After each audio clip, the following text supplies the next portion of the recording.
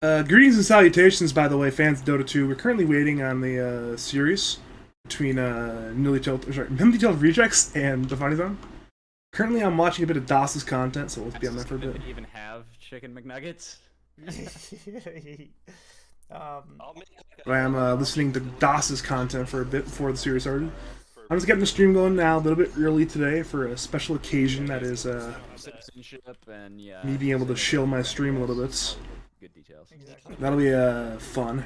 By the way, it is a joke. I have a 2-minute delay though, so I had to start the stream about 2 minutes before the DOS tent ended. Of course, I was watching my DOS tent for the night.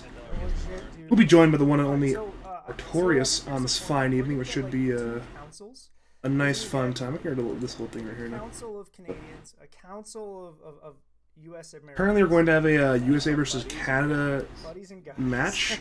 Should be interesting. Not sure who the Canadian team will be. I know it's probably DOS Artorius. Question is the other three players. Team USA has a lot more I can use.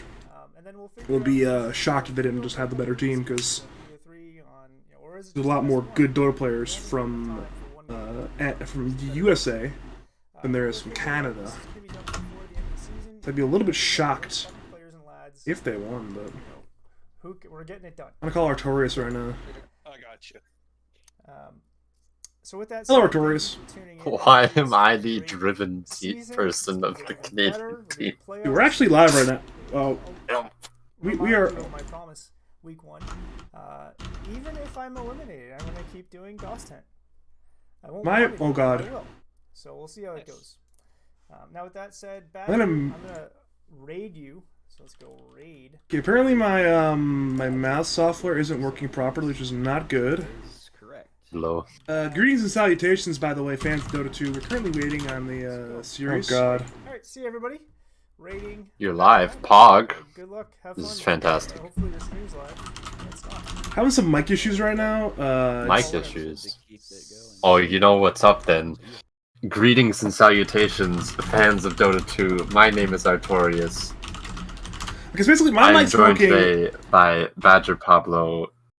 His mic. Okay, I had the problem. It's my my Razer Synapse is not working, so I have the push talk button, but it's bound the way it shouldn't be. So I'm just gonna press the button on my keyboard until I figure out the mouse thing.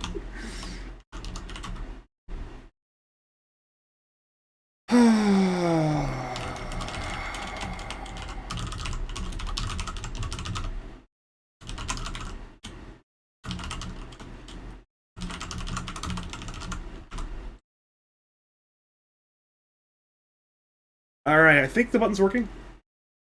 Is the button working? Alright, the button is working. That is good. Greetings and salutations, Artorius. How are you tonight? Not too bad. Yeah, honestly, we're here a little bit earlier than usual for a special occasion. Wanted to basically soak up DOS's viewers. Yes, you wanted to shill your stream. I am. I said in DOS's chat, and this is a true statement. I would cut off my left leg to make it in casting. That's true, by the way.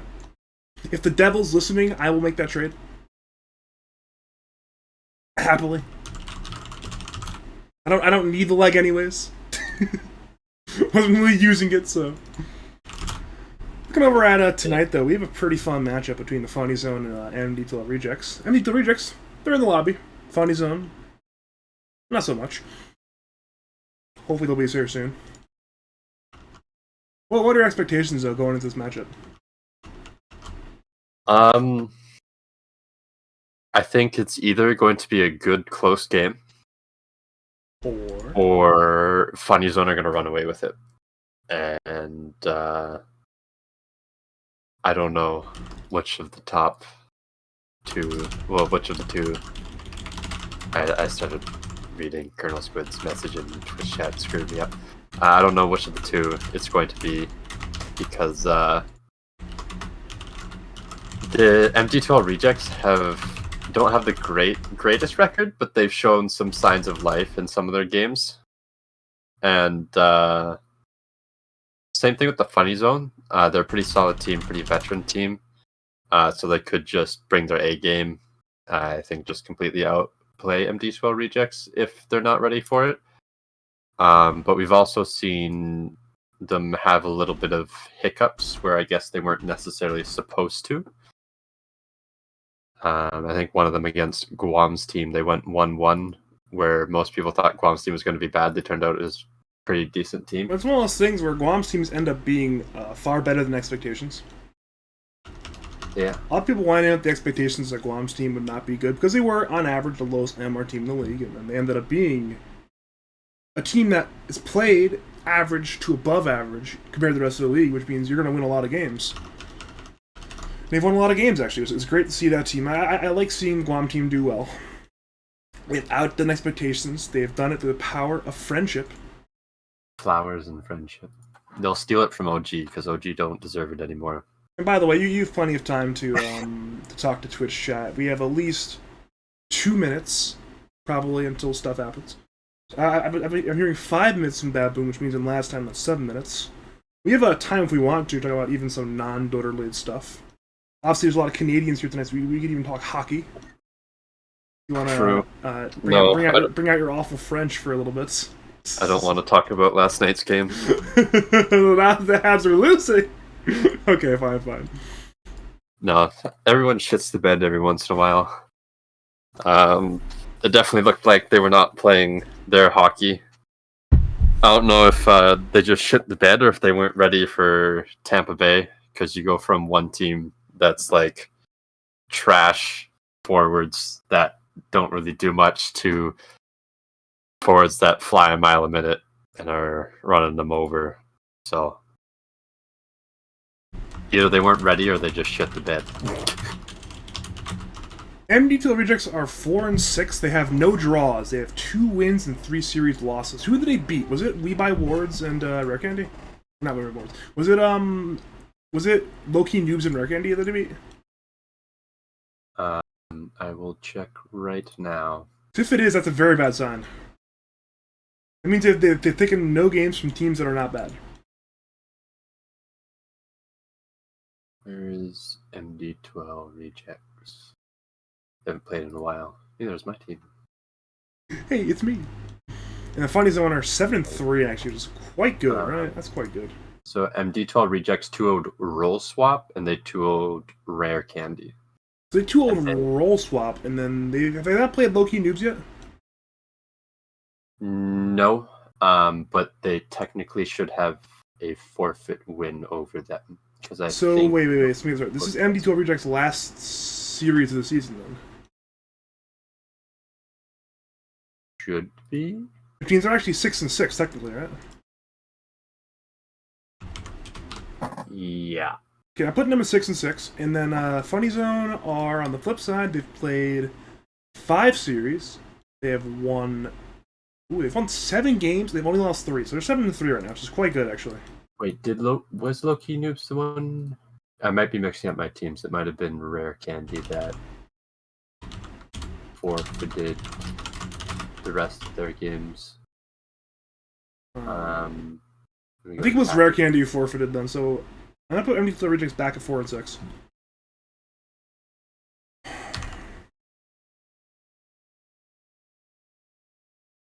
Do you know, Mr. Canadian, do you know who on the Canadian team is going to be there for the lads matchup?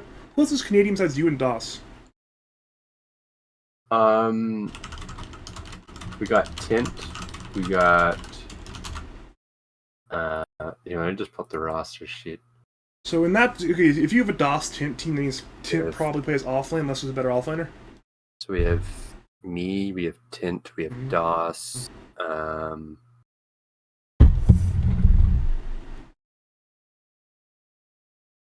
PMA is technically now Canadian, since he moves to Canada. So you have 3 carry players, and you have a support player. See, the problem is I don't know most of these players, like where they live. That'd be kind of weird if I knew where they live. And then on the flip side, the USA team is literally everybody else. You could basically just take Nebula if you wanted to. Yeah. I like the odds for USA in that case. I know a few players from Canada, but they used to play in lads, but they don't play in lads anymore. I like the odds for the USA. I think the talent there is just going to end up being higher.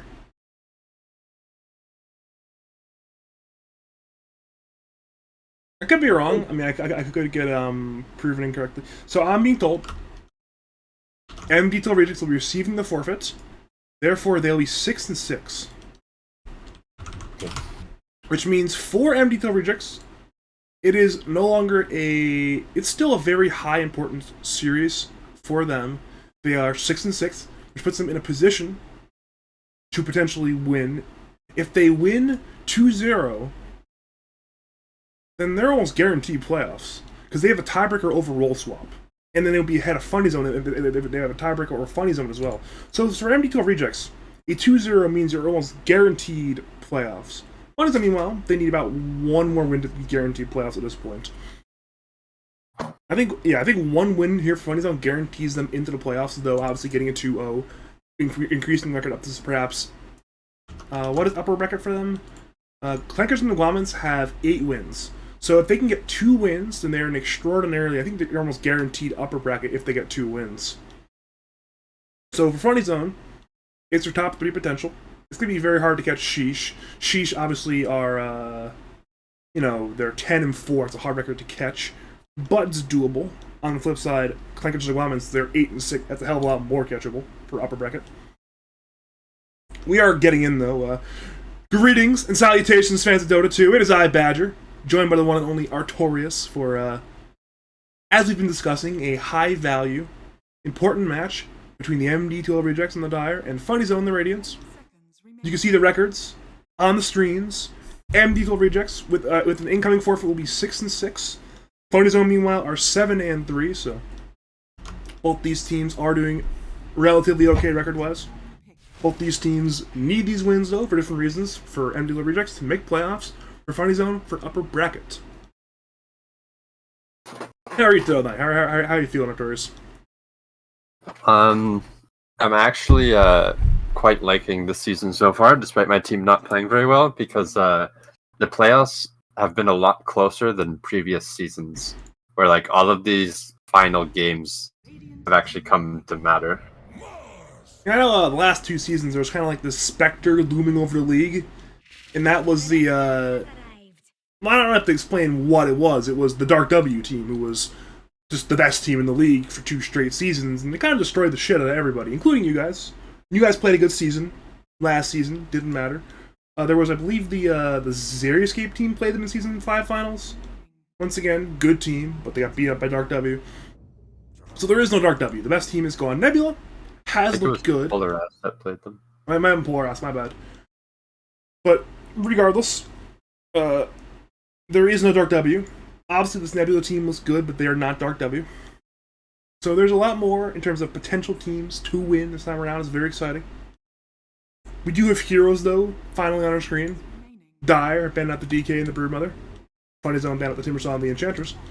And we see first pick AA, because, of course we do, into a Mars Willow, into a Jug response. What are your thoughts about these? We're seeing pretty much an entire lane. What are your thoughts on this lane here? I think both teams picked lanes, right? Because they all picked one lane. It's all the exact same lane. It's a Jug AA into a Mars Willow, correct? Yeah, so the Willow and the AA can trade relatively even. The one problem is obviously Mars Willow is a really strong combo, but that's more team fighting. It's not as good in lane. And obviously Jug's a bit of a counter to both Mars and Willow. So I understand the pick. However, you might see a few kills going either way based on outplays, but in theory, no one should really die. Obviously, Mars is a really good trader. Trader can just trade with his W spell, keep Jug low enough so that Jug can never really play aggressively on him. And on the flip side, Mars can never really play aggressively on Jug because he always has that spin. Willow's damage follow-up is all magic and takes a little while to actually latch, so Jug should be able to react and spin to dodge it. However, you might see a few kills on the Willow and the AA. Obviously, Willow can definitely catch AA. Mars Spear, obviously good at catching AA. And then on the flip side, even if Willow presses W, Jug can still spin on her and kill her.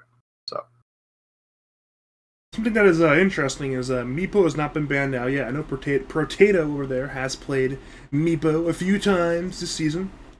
And they're even banning out Wyverns. They're potentially setting up that Meepo pick. They're going to force out a Meepo ban at the very least. Unless Funny Zone want to play Meepo. Or sorry, I should say play against the Meepo. I'm not sure how about there. Their lineup isn't that bad versus Meepo right now.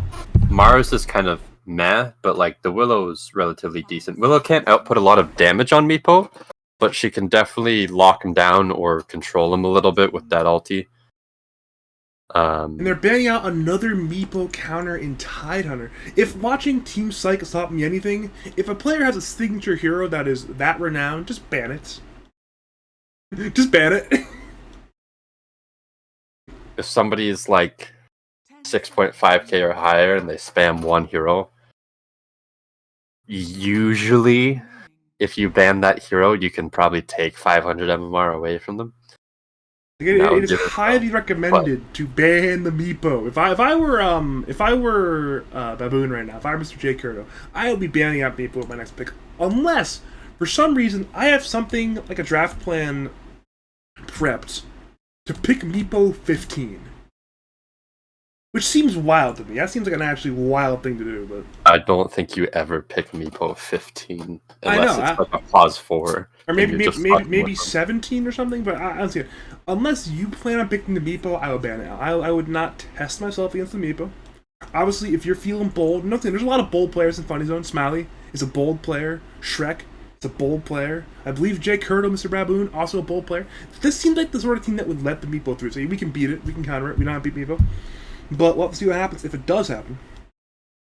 It could go badly, could go well. You never know in Dota sometimes what ends up happening in situations. So you know on the Toxic Tacos, we have our Make-A-Wish teammate Turtle King. What about? I have some inside news that apparently the Make-A-Wish teammate on the Funny Zone is Baboon. I don't. Okay. You guys, they might say he's the Make-A-Wish teammate. That guy's actually so good at Dota. I don't care what they say about him. Like, I watch him play, right? His 5 has actually been. I even gave him a shout out in Discord earlier. I said, biggest surprise season for me is at Jay Curto being good at a support role. I did not think his 5 would be good this season. And it was. I don't care if they say he's a Make-A-Wish teammate. He's been playing well this season. I will defend. I will defend him and his honor to my death. You have a leg for him. not that far. But you'll die. But you won't give him the leg. Okay, that one is more metaphorical. It's more metaphorical. It's more my honor than it is my life. Would you kill your casting career? No, I definitely would not. Definitely not for Baboon of all fucking people. No way. I don't think there's a single Dota player in the world I'd do that for. Definitely not Baboon, though. Is it just me, or does this draft feel like it's taking an hour? I think it really is, because we're...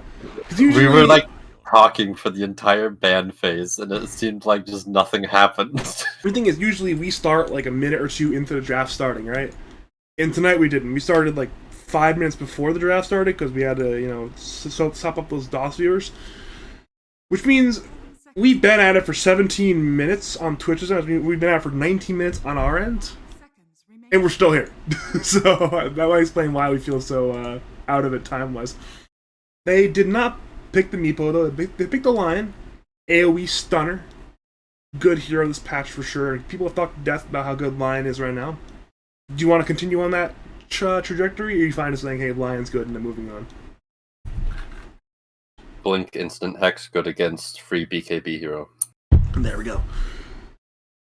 Obviously, very strong hero in this current patch. And then I also like it because it's a bit of burst damage. That's true. A bit of lacking. Yes, Finger. I mean, Airspike has some damage as well. It's nice to have. MD2L rejects, though, go into an Earth Spirit, so that's their 4 support for sure. Gonna lane that one into a Lion plus whatever carry Funny Zone grabs. Funny Zone, though, it's big time. If you want to pick that Meepo right here, right now, you can go for it. Earth Spirit, Jug, Ancient Apparition, not the best heroes in the world against Meepo, actually. So if you're a Meepo player, it's time to bring it out. I mean, A pretty good. AoE Cold Feet. Your Shard makes your Ice Vortex do damage and slow all of the Meepos, and obviously Ice Blast counters the Meepo's ability to heal himself. Isn't AoE Cold Feet a 25 talent though? We'll ignore that. If an AA is getting a 25 talent, I don't care. The game's over. If you're playing Meepo into an AA and AA, that's 25.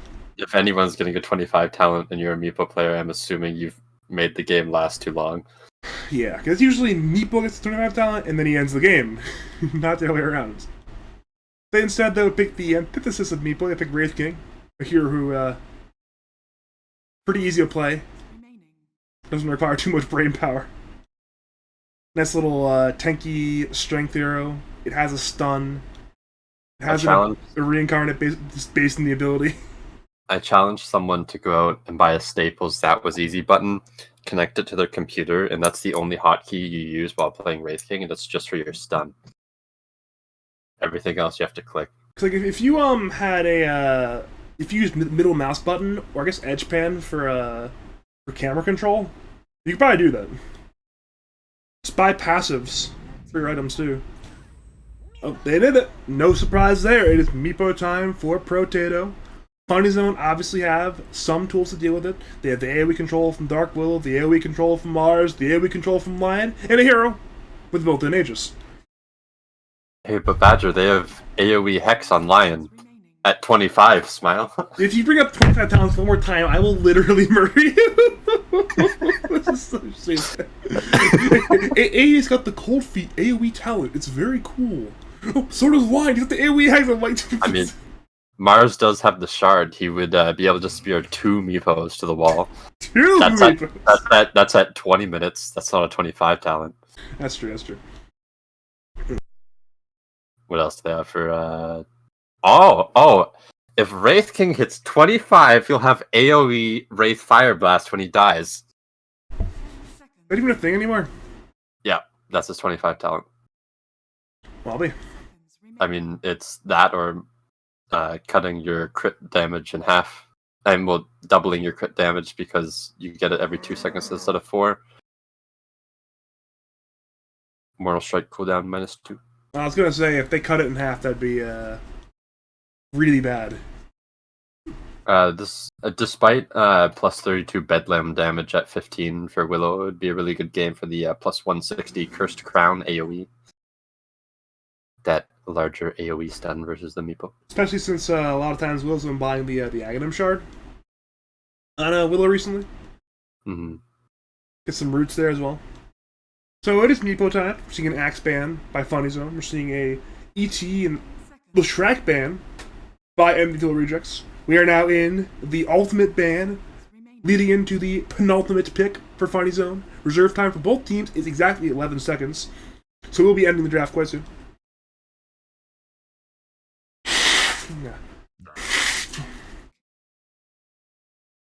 Alright, Centaur will be the final ban.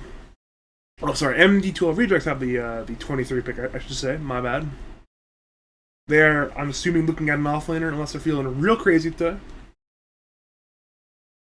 Meepo offlane, let's go. I'm out on that one already. But obviously, Axe, Centaur, Magnus, Tide, Timbersaw, all banned by the Dire, or sorry, by the Radiant, I should say. And then Dire banned out DK Brood. A lot of offlaners are banned. Uh-oh. No, I like it. You already have your frontline initiator and Earth Spirit, and now you have a hero that is good against a lot of Blink initiators, which are kind of what counter Meepo, you know, like Sand King. Obviously, Axe already banned. But you got heroes like that counter the Meepo with the Sand King, maybe even a Bristleback could kind of stand up to him a little bit. Oh boy. So we have Pangolier for the Radiant and a Venomancer for the Dire. This is interesting. This is some interesting stuff. It'll be a mid lane Pangolier for Coriac. Should be interesting. I don't know who to prefer in terms of drafts. I feel like Dire almost has this better draft. What are your thoughts here? Yeah, I mean, obviously MD2L Rejects seem to be on some pretty what you call it, comfort heroes in their meepo. So I feel like they definitely got the draft they wanted. Obviously, some comfort heroes for the funny zone as well, but they do have to play into this meepo that we've seen quite a few games on for MD2L rejects. Obviously, Potato does play meepo a lot, and they seem to be winning with it a lot. If memory serves, Killjoy plays an actual good or spirit as well. So this should be fun to watch. Mm-hmm. And I'm just going to do the prediction thing on Twitch real fast for all those gambling degenerates. It's funny because whenever I do it, nobody does it. Whenever I don't do it, people complain that I don't do it, so... I'm going to go do it real fast. 2 minutes, funny zone. Okay. So hopefully nobody complains that I didn't do it, because I did it this time. I'm going to complain right now that you didn't do it.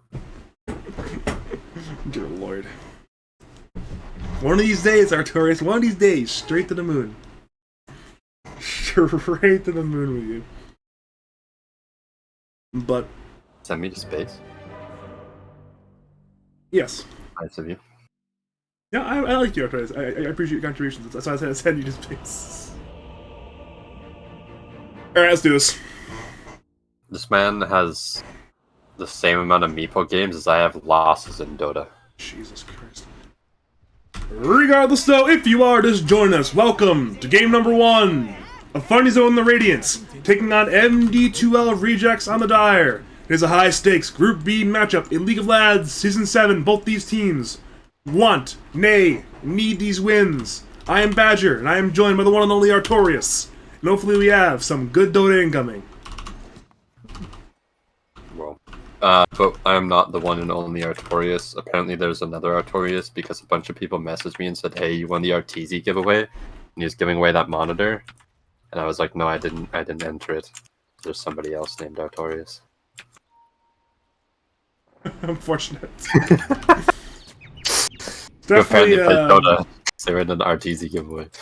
there's definitely more than one Badger in Dota as well. I've queued into a Syrup Badger and a Honey Badger. There's definitely more than one Badger out there, sadly. Unsurprisingly, but sadly. But have you queued into the one and only Badger? Seeing in the jungle, Baboon's a stun there at the jungle. I've never queued into a player known as the one and only Badger. Maybe someone's got to Q-snipe me in the near future with that name on.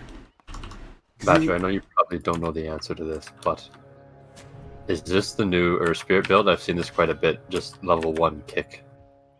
I don't know, brother. You know I don't know this answer either.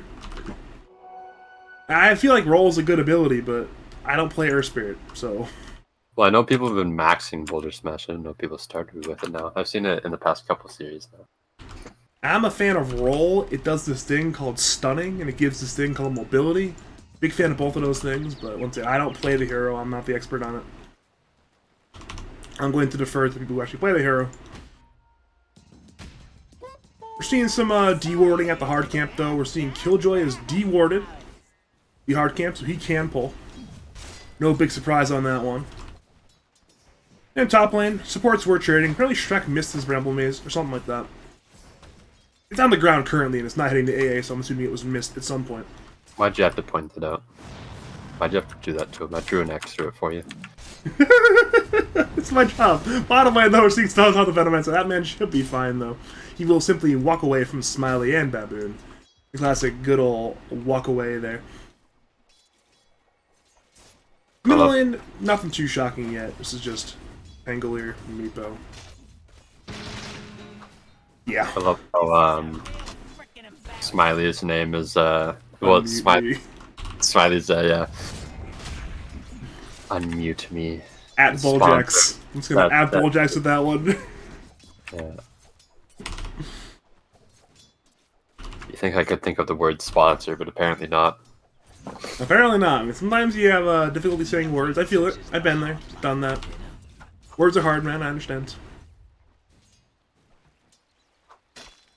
I still can't believe they let Meepo through. Yeah. You feel like that is what? Bottom lane? Actually might be a kill on Levy. They're going bottom lane. They go with the slow there. A few more hits from line. Need one more hit maybe. Oh, he's a Fairy Fire. He will be fine. Meanwhile, top lane supports are brawling. Courier will go down, but Shrek should not die. Has Bramble Maze, will simply walk away. Back to bottom lane. Webby needs to be careful still. There's a Hex now on Baboon. Might go in here if he wants to go for a kill attempt.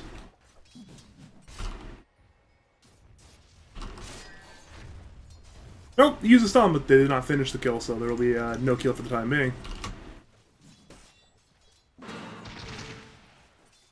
Yeah, Webby didn't really want to leave the wave with that many creeps still up. Definitely wanted that XP. He definitely wants the XP, and even having those creeps is nice to keep you alive sometimes. Get extra units to tank spells, perhaps.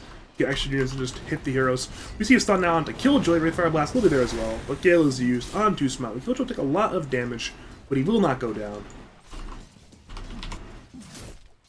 Meanwhile, top lane. The usual. Let's go on to Shane with the spear and the Veil Maze. They should kill Shane here. They have a few more hits, and the first blood will be drawn by Shrek the Green Knight there on Dark Willow. Meanwhile, bottom lane. Oh, wait. That's a cross lane tip coming out from Smiley. Now they go on to Heavy Creeps are there. Wraithfire Blast is not up, though. There's not enough mana, but they will get the kill anyways. Roll is in by Killjoy, but he might be in a bad spot here, but there is no more stuns to kill the other man, but still, for fighting zone is 2 kills. Meanwhile, top lane spin is used by Yubai wards. But ultimately, everybody is also fine there. He's already using the voice line when he still has tips, but they were on cooldown. Yeah, we're seeing Smiley, he's off this BM game. That's your fault, right? It might be. I might have egged him on into this. Bottom lane, Gale and Roll are there. Onto Baboon. Is there more spells? There's actually a Wraithfire Blast onto Killjoy. Killjoy goes down. Actually, to a creep, and Baboon dies to the MD2L reject. Actually, it's a 1-for-0 trade, technically, in favor of the Dire. Turns out the Hellbearer Smasher didn't like the all chat either, so he decided to deny Smiley a kill. Wait, Meepo can high-five Meepo? High-five himself. What? That's my favorite part of this game so far, hands down. What do you Probably mean never gonna be Meepo top. can high-five Meepo? How's that even... I mean, it makes sense, but how's that even remotely balanced? Dude, imagine you just play Meepo just to get your high-five challenge done, you just high-five yourself all game. Does that count as 1 or 2 high-fives? That's a very good question. Bottom lane Roll is there on 2 Smiley, but it was missed. There will be no kill unless they get Gale and kick the hit bolt. Actually, now Wraithfire Blast is there on Killjoy. Smiley is trading. They might both go down. Killjoy is taking that tower, but he will simply walk away. And we saw a bit of a situation for Radiant's bottom lane where Baboon was TP into the lane, but canceled his TP to bring Smiley regen and his phase boots. But now, well, Baboon was not there to keep his man alive. So a bit of miscoordination there, but the Radiant results in a death on Smiley. And you're gonna die for this man? I had to bring it up. It was the correct play to cancel the TP and bring the regen, just a bit of unfortunate communication. Okay, where you distracted me. As I said in countless casts before, it's my job to chirp people. That's fair. Top lane, Yubai Ward tanks a good bit of damage, but that man is fine. Has healing word, we'll take that Bramble Maze, but we'll simply move command or right click or do whatever he does to get away from the Radiant heroes. Spear is still on cooldown for now. He will Soul Ring for it, but it's not in range anymore, it appears. Spear actually is used to cancel the Salve, but ultimately no kill there on the Jug. Mission accomplished. For the side of the Dire. One thing to note is the mid lane's kind of heavily reliant on runes. Obviously bounty runes and power runes, and Pangolier being one of these heroes that wants to buy bottle. Meepo's actually really good at just controlling the runes, as obviously he can be in 2 places at one time. Look at the CS difference mid lane too. Meepo is 43-13 versus Pangolier's 31-0. Obviously that number is bolstered by neutral creeps. But even then, Small Camp is dead, but it doesn't matter. Because Meepo's is everywhere right now. Yeah, doesn't matter that you block his Small Camp. He just keeps farming anyways. Alright, top lane they go on to K-Stigs. Net is there from Potato. Omnislash is used. Cold Feet is used. Tintouch is used. And down goes K-Stigs. Meepo rotated fully top lane with both of his Meepos. Rotated one up, poofed the other one in. And now the Meepo's high-fiving the Meepo once again. Unfortunately for K-Sticks, he speared the meepo that had already used the net. So the other one was able to get another net off. Meanwhile, bottom lane melee is happening. Stun is there onto Killjoy. The silence there with Smiley. Smiley is fine. Now Killjoy should go down to Baboon. Will go down to Baboon. And now Webby wants to kill there onto the line. But Line has a stun there onto Webby. Now in comes Smiley. Has Wraith Fire Blast in 4. But Baboon is still hitting. These 2 more right clicks. Has 1. Gale is used. But down goes Webby. Double kill there for Jay Curto. Mr. Baboon. Lion. Who's owning right now.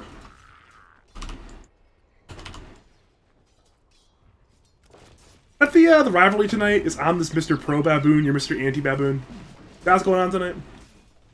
I'm not anti-Baboon, I was just making a joke. You were chirping him, you were insulting his honor, and I for one defend the honor. I didn't call him the Make-A-Wish teammate. One of his teammates called him the Make-A-Wish teammate. And I rebuke that statement. I am not a fan. I stand with Baboon, damn it. Can you guess who said it? I won't actually tell you, but I want you to guess anyways. Considering it's probably Shrek, right? Top lane Spear, though, is not there in time. Spin was there by Wii by wards. Now Bramble Mace is used. Will not hit onto anybody, though. Everybody will be fine. It has to be Shrek. Who else do you talk to on that team? Anyone on that team? Oh, maybe could be someone else then, maybe. That's something that Smiley might say, then.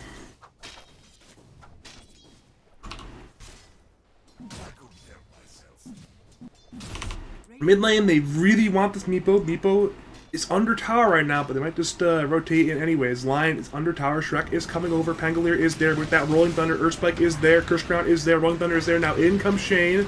On each person, they're TPing in. You buy wards with a spin of all things. Healing Ward is now used. Potato is completely fine. We're seeing a Hex onto the Jug, but once again, nothing happens. You know, bottom lane, they go onto the Wraith King. Smiley's being dope. Under tower has Reincarnate, but there's no mana for it. That's another kill.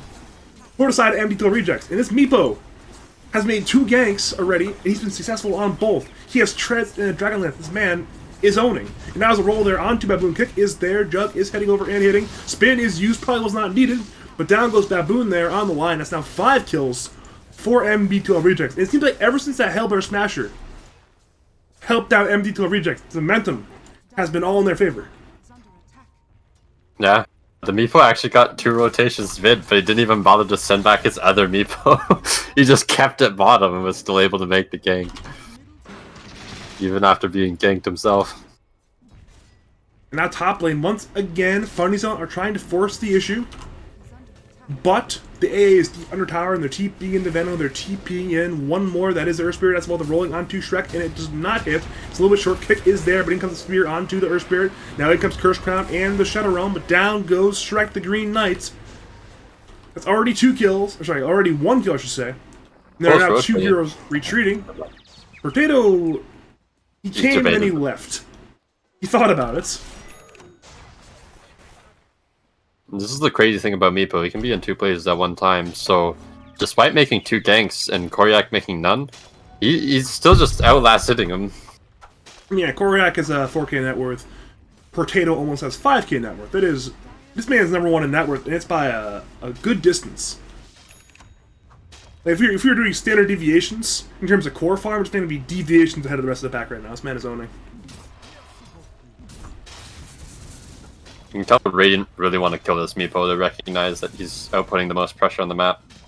The thing is, Dire, they're picking out where they are. They know these rotations are coming. Killjoy, he doesn't know exactly where they are, but he's rolling in. If he tanks this gank, that means his team is not. Stun might be there onto him, but now in comes Pangolier. Curse Count is there, so Killjoy's in danger, but in comes S-Blast will hit onto only 1. Killjoy, hit by Bedlam. The stun from Koryak is on 2. They both will go down, so UI Wars gets destroyed there. But Shane, Potato, they're fighting. Shrek is in danger. He's now dead. Stun from Baboon onto, now Gale's there onto K-Sticks. K-Sticks is on the run. Soft Buckle was used onto Web. It took a good bit of his HP there, actually, but looks like the fight is over. Perhaps. Yeah, it should still be over. They defend their tower, but it costs them their Jug, which is kind of huge. Now, why was the Jug there? I'm actually curious. I think he just teleported in. They thought it was going to be a big fight, and they thought, we'll just bring the extra number and win the fight. But he kind of just got left alone. It's one of those things. I was talking with Nier, you know, the care of Nearly Tilted, like a 6.9k carry player, you know, good player. Talking to him about carry recently, right? And he mentioned that a lot of times, a lot of these carry players, myself included, by the way, because we were replaying a review of, yeah, we were reviewing a replay of mine, and I was rotating into the fights too early. And he mentioned that a lot of carry players, like, you know, these 4 or 5k type carry players, even 6k carry players, rotate into fights too early when they should be prioritizing their own farm.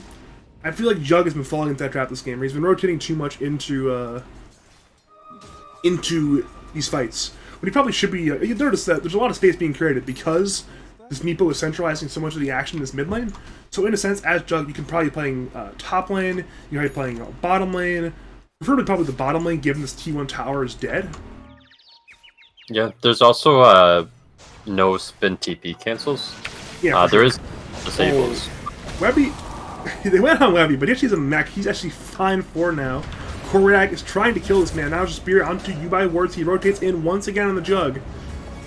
And now they're rolling in, looking for Baboon and Koryak. Koryak is low. Baboon, though, appears to be the target. He's a stun there onto the Jug. Now in comes the silence, onto line. Kick is there. And unless the neutrals kill this man, they will not.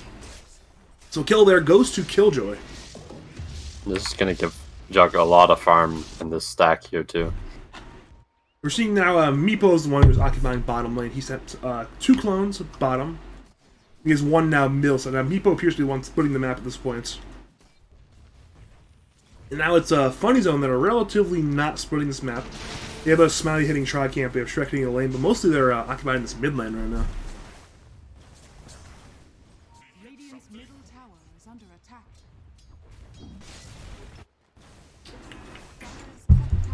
Yeah, top tower is being sieged. Radiant appears to be grabbing it uncontested. Dire are not defending it. The Wraith King Skeletons are there. But it appears... yeah, it will die here at the very end. It will be a tower there for Smiley. That is now the first tower for the Funny Zone. Now both teams have claimed some towers, though MD2L rejects have secured 2 at the Meepo. Now Radiant supports are rotating in, looking for anybody. There's a roll in from Killjoy, will be there, finding Shrek with the sounds. There's stun and a finger there onto UI Wards. He goes down, Ice Blast comes in, and he will miss it completely, I believe. Now Koryak is stunning a lot. Curse Card is there on Meepo. Now Meepo is in danger, so is Killjoy. Killjoy goes down. It's a 2-for-1 trade so far. Now Potato on Meepo is trying to fight. Koryak though recognizes he needs to run away. Cold Feet is there on him, he'll have an Invis Rune, and he will walk away though, so it ends up being a 2-for-1 trade, though one very much in favor of the Radiants. Yeah, this Jug just keeps, unfortunately, just getting picked off. I don't know if he's just not farming the correct position or what. I don't know where you should be as a carry when you have a Meepo on your team. I don't really know how Meepo works, and I never play with any Meepo players. Maybe he has to coordinate with Potato, like, hey, Potato, where are you farming? And basically just play wherever he's not playing. I think Potato can probably just put some Meepo, as he's doing top lane right now, and he can just play this jungle mid lane area. And then Jug should occupy this whole Tri-Camp bottom lane area. But it's hard to tell. Meepo has been everywhere so far. We've seen Meepos in the top lane, we've seen him in the mid lane, we've seen him in the bot lane. Perhaps they're not exactly coordinating on the farming patterns there, but still. We do see this Meepo has now picked up a Diffusal Blade. It's going to be very hard for the Radiant to fight into that. But we did see in the last fight that they do have the ability to deal with him. However, Baboon's set up on the top Meepos, and Smiley is coming over. However, they're now keeping it. And now they're back to mid lane again. Rolls coming in from Koryak. Will be there as Marjorie is there as well. On 2-3. This could be huge. Webby is in danger, but has that mech. Ice Blast comes in, hits on 2-2. Omni Slash is there. Vehicle is there. Smiley, the Reincarnate is popped. Now the tower is in danger. It goes down. Now Gale is there. On Smiley once again. Smiley will go down once again. Terrorized Pump Fake, but it was canceled. Now moves to Koryak. Koryak has no mana. Koryak will go down. It'll be 3 kills now. For the side of the Dire, they will roll in onto Shrek. It's only supports left. Silence is there onto Shrek. Baboon stuns onto 3, I believe. Meepo cannot pursue further. If he kicked and then silenced, I think they might have been able to catch him. Actually, I really want to talk. They might have got to surprise, so. Something I want to mention. I want to talk to Potato at some point regarding Meepo's skill build. I'm curious as to what the logic is, because sometimes some games he gets like 1 point in Earthbind, 1 point in Poof, he maxes Ransack and then gets stats. This game he has 2 points in Earthbind, 1 in Poof, 2 in Ransack, and then stats. Clearly he's prioritizing the stats because, effectively speaking, every single point you get in stats is 8 to all stats over all 4 Meepos since it's 18. I'm curious as to when he prioritizes more points in Earthbind or not. Because he's a very divergent skill build, depending on what game it is. I think it's kind of game dependent, kind of like Quap. Like Quap, you either max Scream or you kind of like max Dagger, depending on how aggressive you want to be or how much you want to farm. Boy, K-Stick is in danger. Ice Blast comes in, that man is eviscerated, ends up dying to you by wards, and now Radiance. I mean, they went to test the Roshan, but it did not go well for them, and now Potato and the Jug, they're both in the Roshan pit. That thing is not long for life, and the main Roshan contester, the Mars, is currently dead, so that will be an Aegis. Presumably, oh, the dip comes out, presumably for the Meepo. It does go to Meepo, but they are now returning the tips. Smiley was tipping early, was feeling himself, it appears, and now the tips go in the R direction. 1 to Smiley and 1 to K-Sticks. That is interesting for sure. I definitely am a sucker for dumbass drama. Yes, E-Blade is almost being picked up by Meepo here. Should have it soon. Yeah, he's not far off from that Ghost Scepter. He has that Eagle Song in hand right now. Looking over, this is how Mars is suffering a lot this game money-wise. He still has no blink yet at minute 18. He'll have it relatively soon. Still have like a minute 19, minute 20 blink, but that man is not very far. Neither is Koryak for that matter. Koryak is only a Maelstrom and an extra hammer. I believe headed for a Basher or something? Yeah, it's probably either going to be Bash or BKB, but it'd be kind of odd to see BKB on a Pangolier. Especially this early this game, yeah. Yeah, because normally you just pick up the shard, right? You just get the shard so that you can get your ulti off. That way you don't have to BKB. You're seeing this Venom pick. You're seeing it now in action. It's scouting out mid lane, seeing these heroes like Lion who are trying to wrap around mid lane. As that happens though, top lane, well, Meepo arrived to the high ground, and then back the moment Radiant responded. Got a little bit of damage on the tier 3 tower. Though it is after already getting the tier 2 towers. That's a significant quantity of tower damage. Baboon and Mars have now picked up their Blink Daggers now, so they might be looking to fight. That's very important for both of them to get these Blink Daggers. Because we noticed that Radiant has lacked good catch this game, but now they have the means to catch. We're seeing Killjoy has been rotating around looking for Shrek, and later looking for Smiley. Found neither, though. Radiant do also know, in general, where these dire heroes are, thanks to their 2 high ground wards. Radiant did show their blinks on that wave, so they saw K-Stigs and they saw Baboon. So both these blinks will not be a surprise anymore. They also saw them under both of these wards in the triangle as well. So if they're not aware of the blink daggers, that's on them. They've had plenty of opportunity to see it now. Yeah, the other thing they have to be wary about on the Radiant is they did pick up these blink daggers which allow them to fight, but there is a Venomancer who can cancel them. Yeah, it's not a fun game for the blinkers this game. Yeah. Something that is a little bit interesting is we're just seeing Meepo he's hitting these towers unopposed at this Aegis right now. He's gotten the entire tier 2 bottom now, and he still has another 2 minutes to potentially high ground here. This could be fantastic. He's now hitting. Wraith King now has picked up his Radiance and is level 12 now, though, so he is probably more keen to fight than he was previously. It's a massive power spike. Rolls there on Killjoy, though. Shrek had the Yules. Terrorize does not use Bedlam. If Iceblast comes in, will not kill anybody but K-Stigs yet. So it'll be a 1-for-1 trade. Potato already got that tier 3 tower. The rolls coming through from Koryak, trying to roll anything and everything. And now E-Blade is there on Shrek. Shrek goes down. 2 heroes are dead. 1 is buyback. They move to the racks. Racks are very much in danger. Melee racks are already dead. Glyph is used, but it will not save it. Aegis still up, by the way. So it's an absolute disaster. And they will even head to mid. They still have 1 more minute. A bit over that, actually. E-Blade, once again, is there on the correct. This harasses man, it appears. They're putting the nets on. They're not actually committing, it appears. Okay, now they're going in. Hex coming in. Ice Blast will hit, I believe, in the Koryak. So Koryak might go down. Now we're seeing a spear and stun onto Potato. Aegis will go down, but he will respawn at the main Meepo, so he'll be fine. And Koryak died in the Fountain Ice Blast. And now, Cursed Crown is there on one of the Meepos, but Meepo appears to be in an alright spot unless they can Blink Spear him right now. They do not. So for Dire, they once again hit the high ground. E-Blade is there on Smiley. UI Wards is spinning stun from Baboon onto all of the Meepos, but the Gale was missed. Now Curse Crown is once again there on Potato. Is there a jump from K6? In comes the jump with the spear onto one of them. They're stunning. They're hexing. They need this kill. Smiley is low. He sticks. He's trying to survive. Potato alive. Now dead. K6 dead. Buys back. Koryak rolling. Dire being destroyed. Killjoy on the run. UI Wards on the run. Killjoy now dead. And UI Wards will go down there during a spin TP. Webby will TP away, but it's an absolute rough retreat for MD2L rejects, though they do get the full set of barracks in the bottom lane.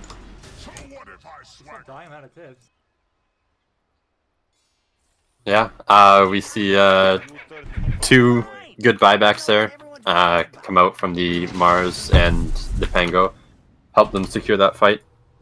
Also, the Radiance on the Wraith King was pretty big. He's now encroaching a BKB after that fight, getting quite a bit of gold from that. About 1,400 gold from that fight. And now they once again go in onto the Venom as well as onto their Spirits. They're splitting their attention. They might get both though. Ice Blast comes in, hits on Smiley.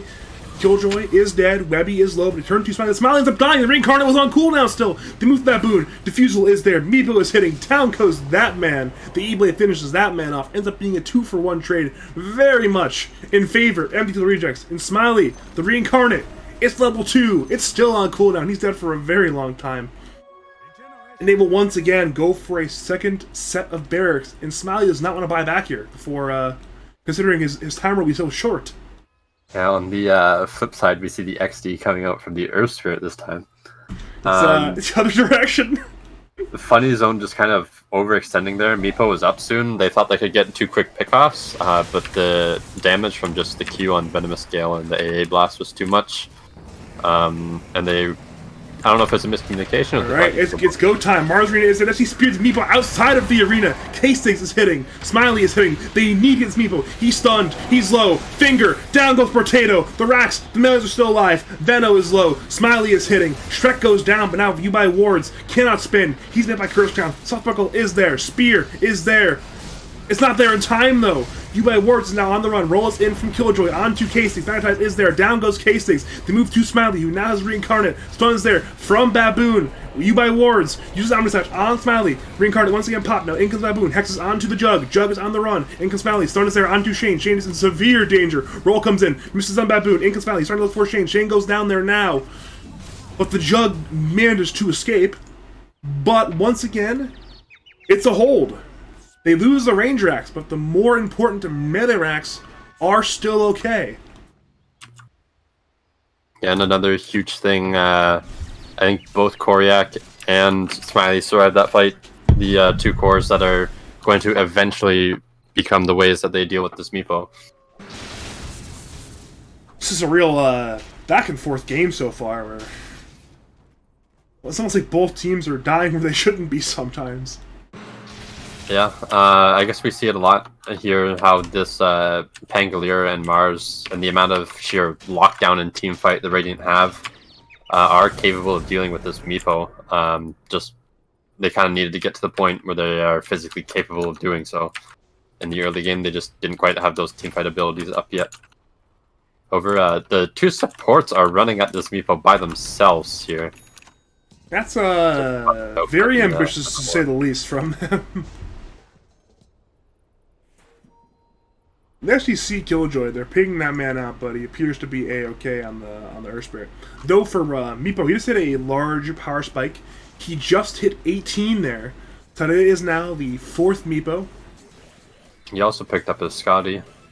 He's got a lot more stats, though he is not that tanky, all things considered, for a man with 16k net worth. Well, there's only so much you can buy sometimes. Roshan will be alive in a minute 41, so a relatively early Roshan. Actually, not really. Kind of in the middle for the Roshan spawn. We saw Baboon in the pit was being netted by Potato, but ultimately there is no kill on that one. Smiley actually opting for the Sanjin Yasha instead of the BKB, and is now going for an AC.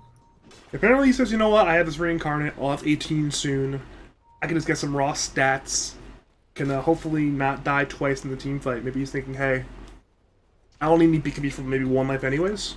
had in its second life means that I don't need BKB. Maybe that's the idea there, but Yeah. So Koryak does end up picking up the Shard and a Skull Basher, and he's now going for the Ags.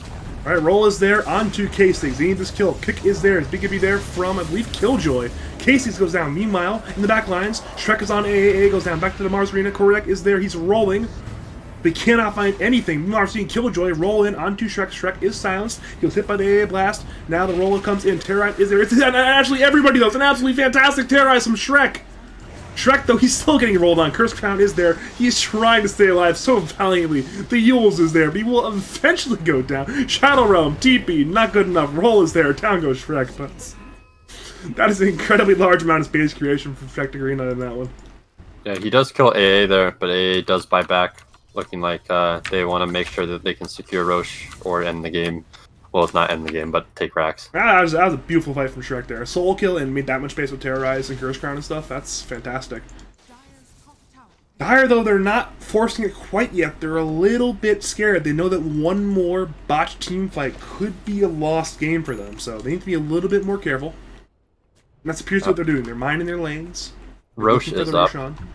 They should have saw it with the Plague Ward, and now they definitely do see it with the Plague Ward. Perhaps they'll head in there. Yeah, they're heading in there right now. On the Meepo. Radiant, no, though. Yeah, they're on the way. They're smoked on 3. Mars has Arena. Can blink in. The pops of smoke. But on Shane. Shane's there on A Invis. Mars Arena. It's on all the people and the jug. Earth Spirit comes in. Rolls on K6. BKB spinning up from Killjoy. K6 goes down. Stun onto Meepo. He's being stunned heavily by Lion. Puznova comes in. Smiley will lose his first life now soon. But Koryak is rolling. But Meepo is still alive. Gala's there on Koryak. That man might go down very soon. He rolls up, but he's still probably dead. And Smiley was absolutely disturbed with the Meeples as well. Now we're seeing on their end of the fight, Lion gets away, but the problem is Dire. They have won this fight very handily. All 3 cores are dead. 2 have no buyback. Aegis goes to Protato in this game. He's thrown. Might just be dead. Shane heads to Shrek. Shrek is kind of low, actually. Cold Feet procs, and Dire will kill this man as well. Shadow Realm cannot save this man. He's trying to escape, but down goes the Green Knight. And for the Radiance, for the Funny Zone, it is a complete and utter disaster. I think there's 2 unsung heroes of that fight. You look at it and you're like, damn, Meepo's just unkillable. The fight's over, they've just won it, he just survived all of that. But what kept him alive was the pipe from the Venomancer and the healing ward from the Jug. He just took no damage. Alright, it's time for the ultimate defense. Curse Crown is there on Potato, but the T4s are both already dead. Terrorize is there. It brings all these Dire cores back. But Koryak is not alive. 430. In comes Jut, in comes Meeple. They're all hitting. Curse Crown once again will be out on a lap, and now in comes Killjoy. Rolls in onto Shrek. Ice Blast hits. Onto 3. Gala's there on Baboon. That man is dead. Spear was there. Into Fountain. 4 Venom. Venom goes down. Now Spin is there on Smiley. Reincarnate is popped. Killjoy rolls in. Looks in for something. Cannot find anything. But the throne. It's just dead. In MD2L rejects. They Meepo. Just ban it. Yeah. Just ban it. I think it wasn't even necessarily the Meepo that game.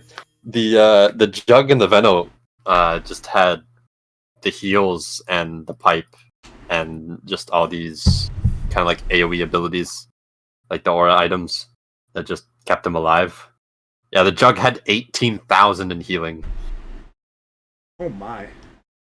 Yeah, that was actually a brilliant Jug pick by them because it kept Meepo alive for a couple of those fights actually, where they just dumped an entire Pango ulti and Mars ulti and Radiance was hitting him the whole time. It didn't matter. It just had a pipe and a Jug ward. I mean, the team as a whole has about 22,000 healing. You have to reckon the vast majority of that's on the Meepos there.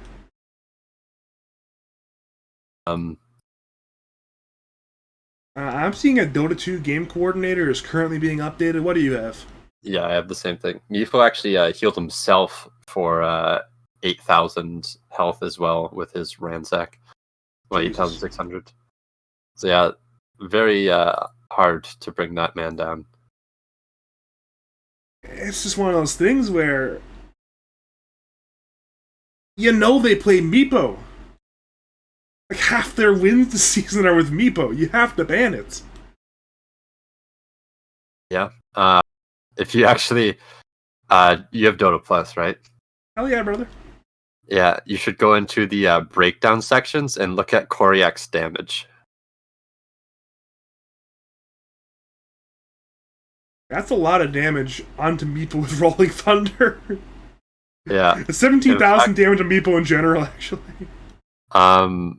Mars, Lion, Pangolier, Wraith King. Okay, Willow was the only person who didn't output their most amount of damage onto Meepo. Even then, he is 200 damage away from that, so it's... Yeah. And Meepo only dies twice that game. He technically dies 3 times with the first Aegis death.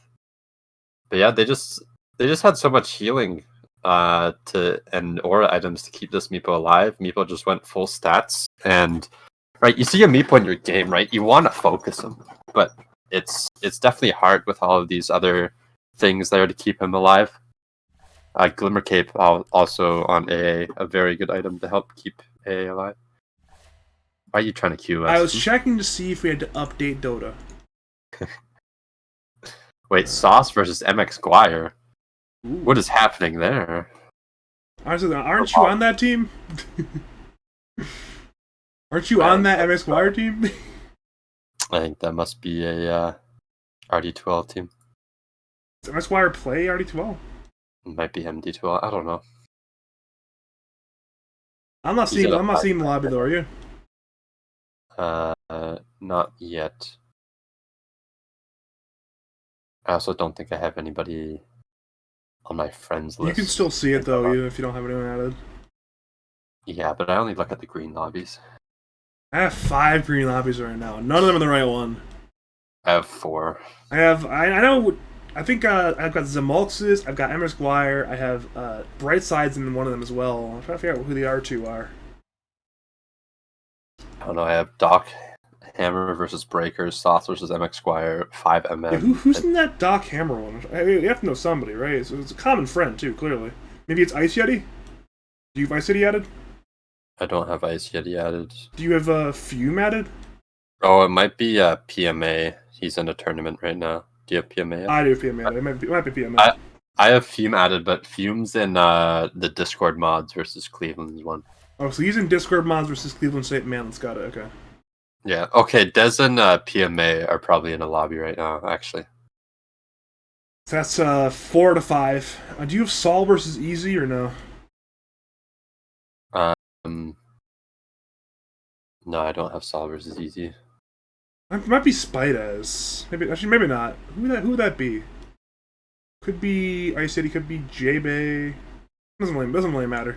It's more we're just kind of unable to get in the lobby still, so.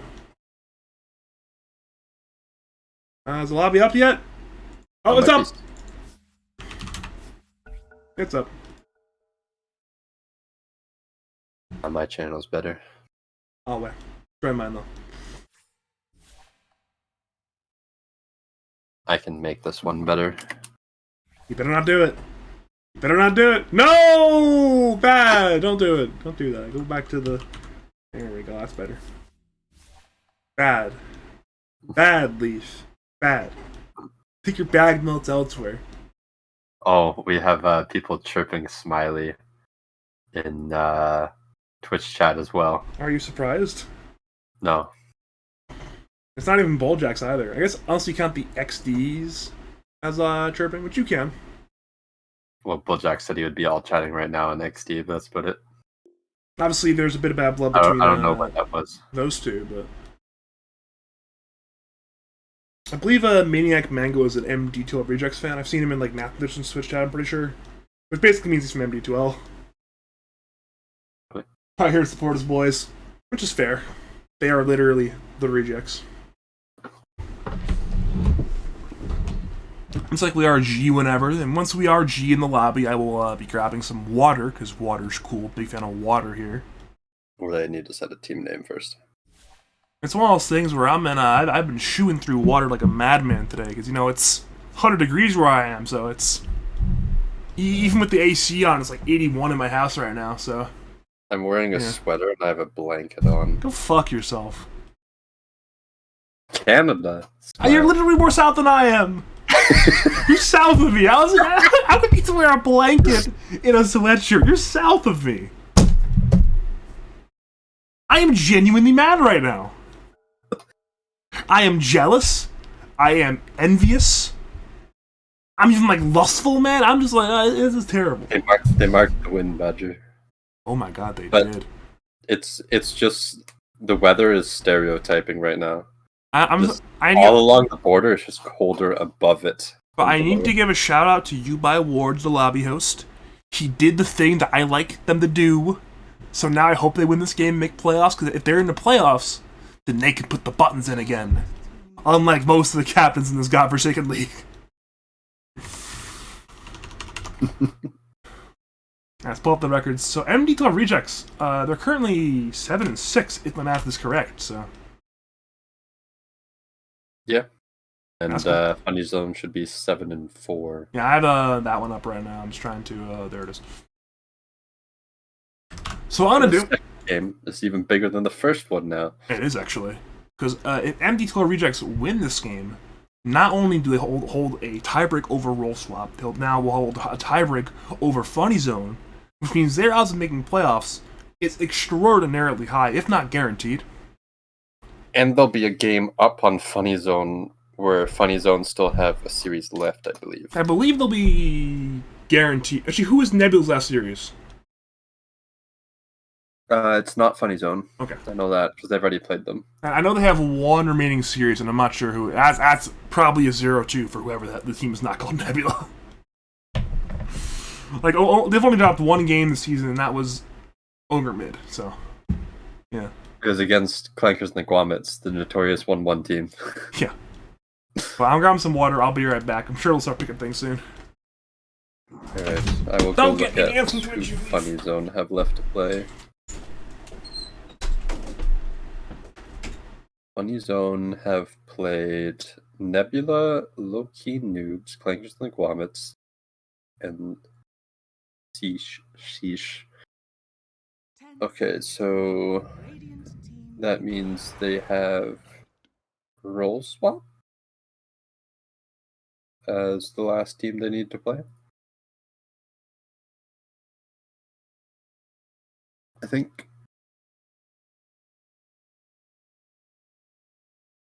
10 seconds remaining. This sounds right. 5 seconds I don't know. remaining. Radiant team pick. So we see DK first pick. Alright. I forgot Killjoy plays a lot of Willow, so the Funny Zone actually stealing the Willow from MD2L Rejects last game. This time they pick it up. They've also picked up the Dragonite.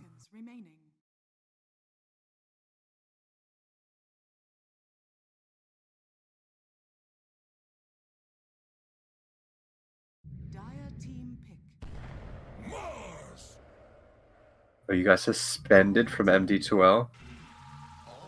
That's pretty pog.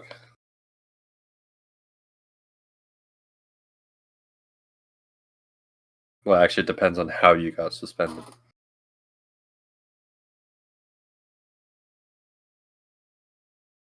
It's like there's only ever been one sport that I've been suspended from, and it was soccer, which I don't play anymore, so I'm still suspended.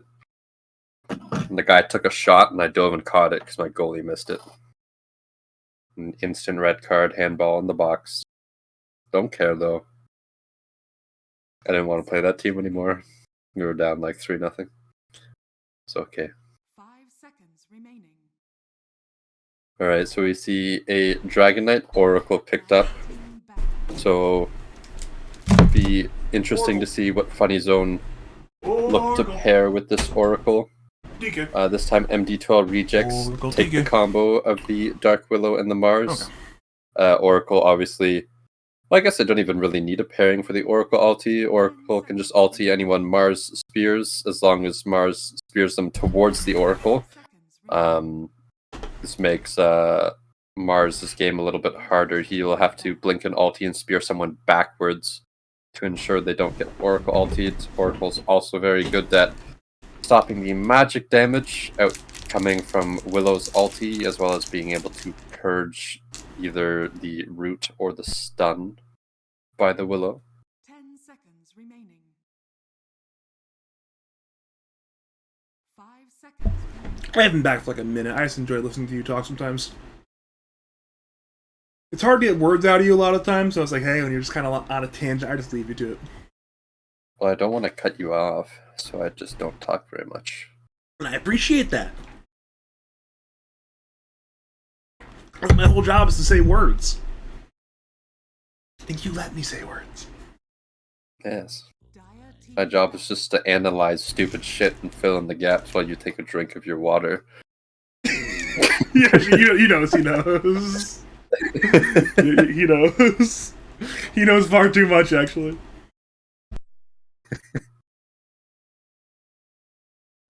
I got some couple miniature Twix bars. Let's get a little extra energy for game 2. So, They do ban the Meepo this time. are you surprised at all about this? No. But I'm just surprised they didn't do their scouting and ban it beforehand. 10 They also banned the jug. 5 seconds remaining.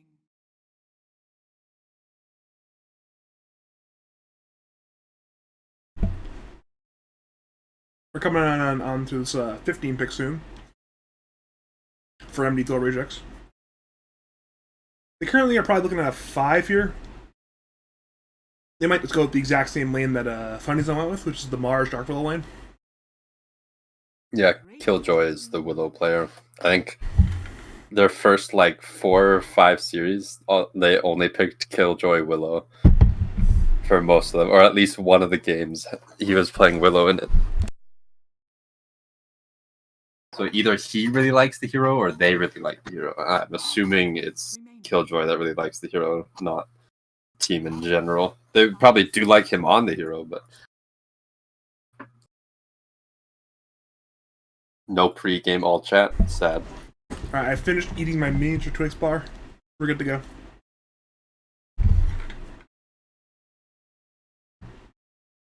The only problem is sometimes when the weather's bad like this, my mustache can get a little itchy, so hopefully it doesn't bother me this game. Be like me and not have a mustache. Imagine, Despite being in the profession that usually has mustaches. imagine not having a mustache. Come on now. Remaining. You think I can grow a mustache? You can at least try. Remaining. I can't. I haven't shaved in like 3 weeks and I have like almost no hair on my face. I'm actually kind of jealous about that. You saw me the other day. I did, actually. I'm kind of jealous, because it's one of those things where I kind of have a mustache out of necessity, you know? If I didn't, I'd just have like that unshaved look all the time. You'd have that 30-year-old creepy look. Yeah, I mean, it's one of those things where I can shave at like 5 in the morning, and by the evening I'll have a fucking beard again, so... See, if I don't shave, I look like I'm in my early 20s, which I am. But if I do shave, I look like I'm 16. So you look pretty 16 anyways. Yeah. I get ID'd every time I go to the liquor store. I have not been ID'd since before I was legal to drink, dude. And by the way, it's 18 in Canada and 21 here, so it's even more of a gap. Yeah. There's only been one time where I wasn't ID'd. It's because I knew the guy working behind the counter, so he knew how old I was. I remember I was considering for a while getting a fake ID, but it occurred to me, I'll just try to go up there and say I forgot my ID in the car, and they never asked for it, and I was like 19 at the time, so... 5 I seconds. just don't need an ID. My rugby team took a bus trip, and on the way back from our game, they stopped at a strip club. And the one kid on my team was 18, so he couldn't go in, and so I just gave him my ID and just sat outside. Because I didn't want to go in because I was dating somebody at the time. That's a mistake. You're missing out. You're missing out on that one. So he walked in with my ID, and we had the same haircut at the time, so they just let him in. Oh, Artorius. Yes, that is you, yes. Yes, because my ID says Artorius. I was going to say That's your my name, but profile. I don't think I want to broadcast it again, so... I think you've said my name plenty of enough times, and I don't really care if people know my real name. Burke. Yeah, you're Burke. Yes. I meant last name, but still. Team pick. We actually have a draft to discuss, if you want to discuss it. We got Luna. for the Radiant. Apparently they're picking their carry at 15, which is a bit odd, but I dig it. And then we have a Hoodwink for Shrek, and an Elder Titan. I guess for Shane then. It could be a 4-2 flex on the Hoodwink. Is a correct play mid Hoodwink? I don't know, but I know that mid Hoodwink is a thing. I feel like it's like a certain sort of human being that would play mid Hoodwink, you know what I mean? It's like there's a certain kind of human being that would play mid Tinker, a certain kind of human being that would play a mid Meepo. I think the same process applies to Hoodwink, you know what I mean?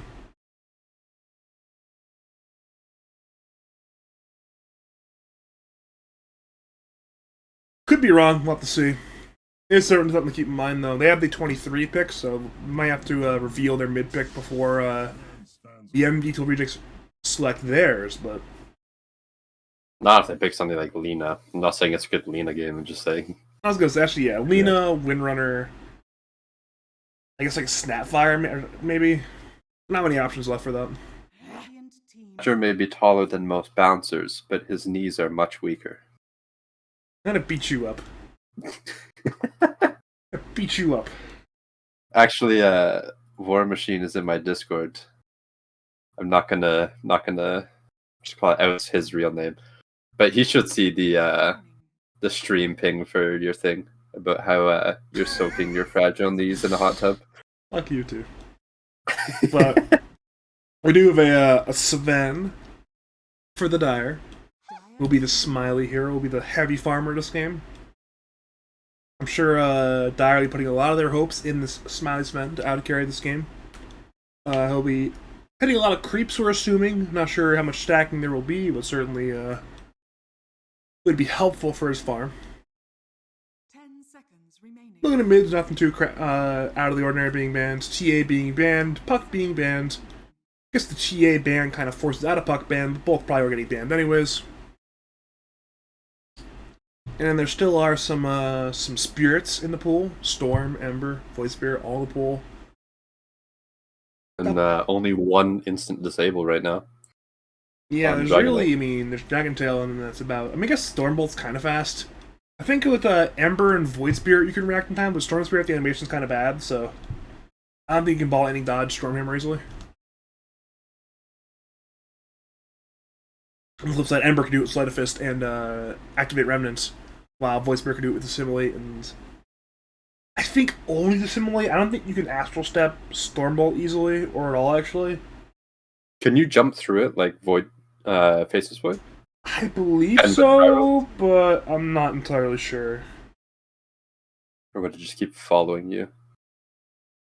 Ooh. I mean, you can Yule's dodge it if he doesn't have the Purge Shard. Usually, Dissimulate's probably your best bet there, to be honest, but... 10 seconds remaining. But, yeah, we have Magnus being banned out, so all the spirits are still in the pool, and there's Doombringer being banned. So there's options. Spirits, be free. Korak plays a mean Void Spirit, plays a mean Ember Spirit. I'd be shocked if they did not opt for it, unless they truly are thinking of the mid-hoodwink. They could pick up an Invoker as well. Not a bad Invoker game.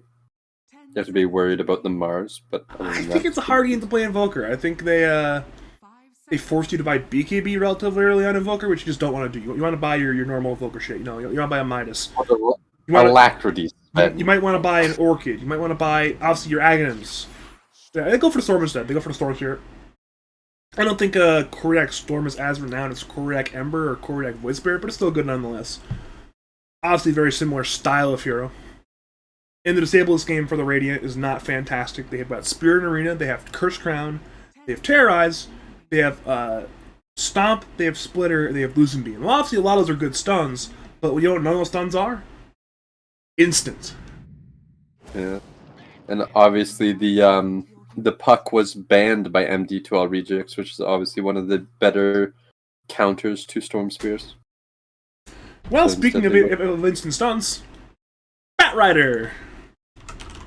Wait, I'm surprised they picked Batrider here. There's an Oracle on the other team. I mean, they, yeah, why did they go bad? I see ideas you need a disable for the Storm, but you couldn't have gone but there's like... an Oracle! I was gonna say, I think Ember Spirit, Void Spirit, both good options. Windrunner could work. I don't like this Batrider pick. I prefer the MD2L Rejects draft last game. This game, I am very much in favor of Funny Zone's draft. What are your thoughts?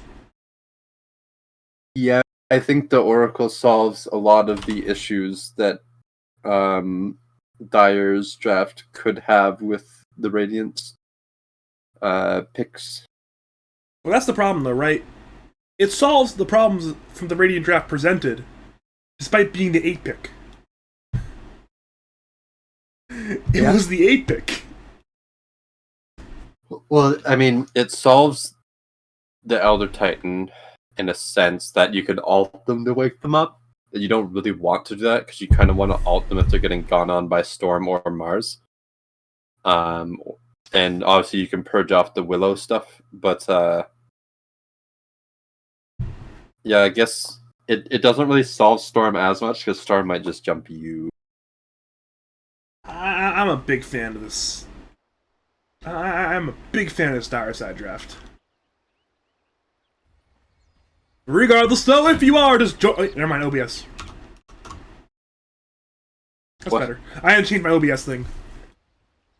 I had the game one victor. Sorry, the record still on the screen. Should probably take that off. Yes. And I had to sneeze twice. I caught one of them with the mute, but not the other one. Regardless, though, if you are just joining us, welcome to game number 2 of MD2L Rejects, taking on the Funny Zone.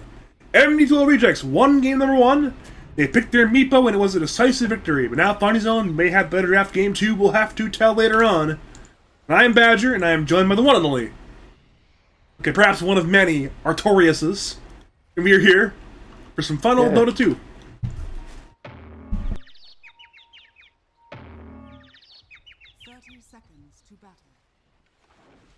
So the problem is you got me in my head, right? You got me in my head. Because I said the one and only last time, and you, like, rebuked me.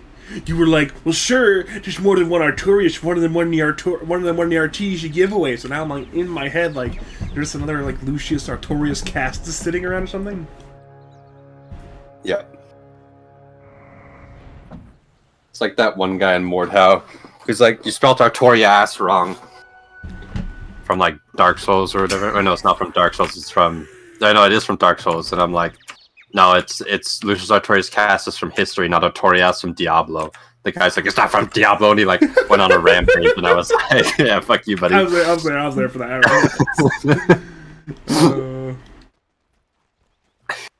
Alright, here we go. It's go time. Top lane, there's 3 for MD2L Rejects. Not sure what they're up to, but they're up there. Alright, so we're getting the Spear top lane, and then he's TPing bottom. I'm not sure if it like, passes through a wave. It's gonna pass through Roche, and it might pass through mid. Wait, what if it steals one of Batrider's last hits? It didn't hit mid. Oh, imagine if it like canceled a salve. Bottom lane, though, they might just kill Luna. Bushback is there. K-State is hitting. They breathe fire. They're still right-clicking now. K-State is low. You buy wards. Goes down. First blood is drawn by K-State. But Shane, he's massive. He's hitting. Gets a counter kill. Now he's looking for Shrek. He has so much damage, but the Bushback is there. So Shane will not get a secondary kill. But both cores in the bottom lane, they're already dead.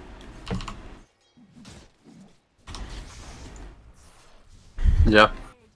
However, probably favoring K-Stiggs there, as he does get 300 gold for that kill. And the experience for it as well. It's one of those things where once the kill time stopped, Shane got the creeps, and Shrek really didn't, so... It's fantastic for Radiant, or sorry... Actually, no, it's okay for both. It's better for Dire, though, I should say. Whoops. Yeah, well, I guess he did actually kind of lose experience on the Dragonite, because none of the Dire creeps died, but a lot of the Radiant creeps died. So the Dragonite's a lower level than the Luna by almost a whole level.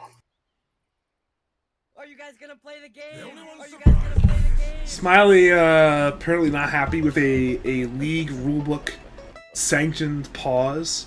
They have their allotted pause time, Smiley. Not happy with them using it, apparently. But we are still there. Well, you know, Lads is notorious for people not reading the rules and then being upset about them.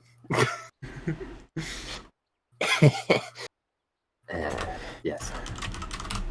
I type Suns in 6, will I get banned for that? I think you can do it. I'm putting Suns in 6. It's paused. Who cares? You're not all chatting anyone. I guess I'm all chatting the feelings of Clippers. Actually, what am I saying? I was gonna say I'm insulting the fans of the feelings of Clippers fans, but there aren't any Clippers fans. There are like 12 Clippers fans. Yeah, They don't exist. Browns fans don't exist either. I will kill you. I will kill you. Listen, if there weren't any Browns fans, do you think there would be a team in Cleveland, Ohio? Yes. On the flip side, the only reason why there's a second team in LA is because the team is called the Los Angeles Clippers. Not the Clippers, but the Los Angeles Clippers. If there's any other city in the world not called like New York or LA, there would not be two teams right now. And the Clippers, like, they're literally the poverty franchise of the city. Even though their owner is richer and spends more money and they have a better run organization, it doesn't matter because they have no history. And the Lakers have like 16 titles. The Clippers have exactly one conference finals appearance, and they're losing it right now. Got me into the Clippers rant. On the Browns, you know how many the Browns have won? They have like 8 championships, brother. They have like a ton of fans. The fans got so mad once that when the refs made a wrong call, they threw glass bottles in the field, Artorius. Might have been plastic bottles, actually. They threw the bottles anyways because the ref made a wrong call. That's passionate fan base. You will never see Clippers fans throwing shit on the court because the refs fucked up. Never. You'll see that because they don't exist. There are not Clippers fans. There are fans who like basketball go Clippers games because they're cheaper than Lakers games. Twitch chat, did you know that Badger's a Leafs fan? No, you're a Leafs fan. You're a Leafs fan. Oh. No, you're a Leafs fan. You're a Leafs. You're from Caddy. You're a Leafs fan. You're from the Toronto area, kind of. Allez le habitant. You live in Ontario. You can't be Canadians fan. You're a literal Leafs fan. I will see you nothing else. I'm an Avalanche fan. No, you're a Leafs fan. You live in Ontario. You're literally a Leafs fan. The Leafs are a fucking joke. What do you mean? Yeah, fuck you too. We're back though. Luckily, thank the Lord, we're back to Dota 2. We are back here. We are resuming. We have a G from Potato, and we have returned to our regularly scheduled heroes throwing abilities at heroes. Mid lane, Potato taking a lot of damage there from Koryak, but now it's back. Koryak is hit by 3 stacks of that stick and napalm. 4 now. Flame Break's there, but it's only a level 1 Flame Break. So we'll do very little damage, of course. Let's see a sad thing about Batrider, right? His Flame Break at level 1 is just so bad. You think like, hey, you put Flame Break on him with the sticky napalm, it's gonna do so much damage, but it only lasts for 2 seconds. Top lane though, they have a spear there onto the Oracle. To about half his HP, but he is fine. You know, bottom lane, you see a Bushwhack there onto Shane is hitting though, has a lot of damage, looking for Shrek. K6 is hitting as well, but that man has nowhere near as much damage as Shane on Elder Titan. Yeah. Yeah. As it stands, we're seeing Storm is already heading up for bounty runes. Obviously, he does not have a fun time there against the Batrider. This Batrider will eventually attempt to run that man down with sticky napalm, so it's... Well, yeah, especially what the wave is right now. Especially, it's like, well, if the lane is bad, you might as well say, you know what, I'll get the rune, I'll get the regen, I'll return back, I'll spam out that, the remnants, I'll be good to go. Makes sense.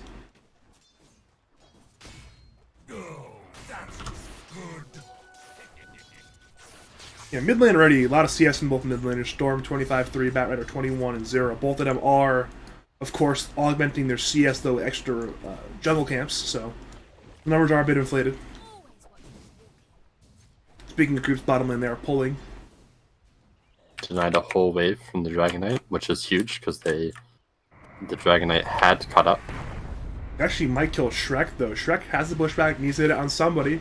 Pull it onto both actually, it's a fantastic pushback from Shrek.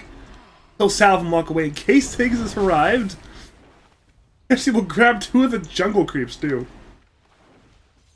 Ultimately, ended up being hard for the Dire. It's a fantastic... That's a life-saving bushwhack. I think if he hits it on only one, he dies there. Wait, what?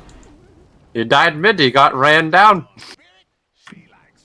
We did mention that, the potential being run down there by the Batrider. I did. Apparently, I just didn't catch it. My bad. I was like, you just get run down there, and you're like, oh, this is fantastic play ball. So I was busy being enamored by Shrek the Green Knight and his ability to use Bushwhack, you know, the AoE stun, the fast animation. Top lane, though, they're moving for Webby. Webby has a spear, he will spear away Smiley. So there will be no kill there. The one time I interrupted, you don't pay any attention to me, it feels bad. I'm sorry, Artorius.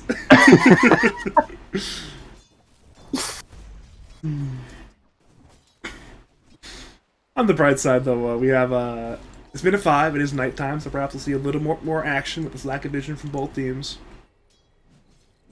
Maybe somebody will make a crazy play, go for some kind of kill. Perhaps it's bot lane. Bushwhack is there onto the Luna. Now in comes Dragon Tail to go do a bit of damage. But there is no more spells. Now Stomp is there, only the K-Stigs. Now Shane is hitting. Lucent Beam is there. K-Stigs is on the run. Meanwhile, top lane, they're trading as well, but more importantly, bottom lane, Shrek's on the run. K-Stigs now being run down. Now Bushwhack is there, onto the Luna. K-Stigs is low. K-Stigs will go down to Shane, I believe. Should go down to you by wards instead. Now Beam is there, onto Shrek. Shrek is trying to escape. He's in the trees. He's being evasive, and he will be fine. Meanwhile, top lane, Bramble Maze was used. Stormbolt was actually not used, though, so ultimately there's no kill top lane. Oof. Shane did manage to hit Shrek the Green Knight with his Astral Spirit, but didn't quite have enough mana for Echo Stomp. He did not use his stick in time. Koryak actually stacking Remnants so that he can secure the rune. That is sad. He won the 50-50. That's the mid lane for you. Imagine him not getting the 50-50. That's an absolute disaster for Koryak. He's down a lot of mana and gets nothing for it. No, I'm a very good mid laner because I win the 50-50 because I'm actually a support player and I just 50-50 my MMR.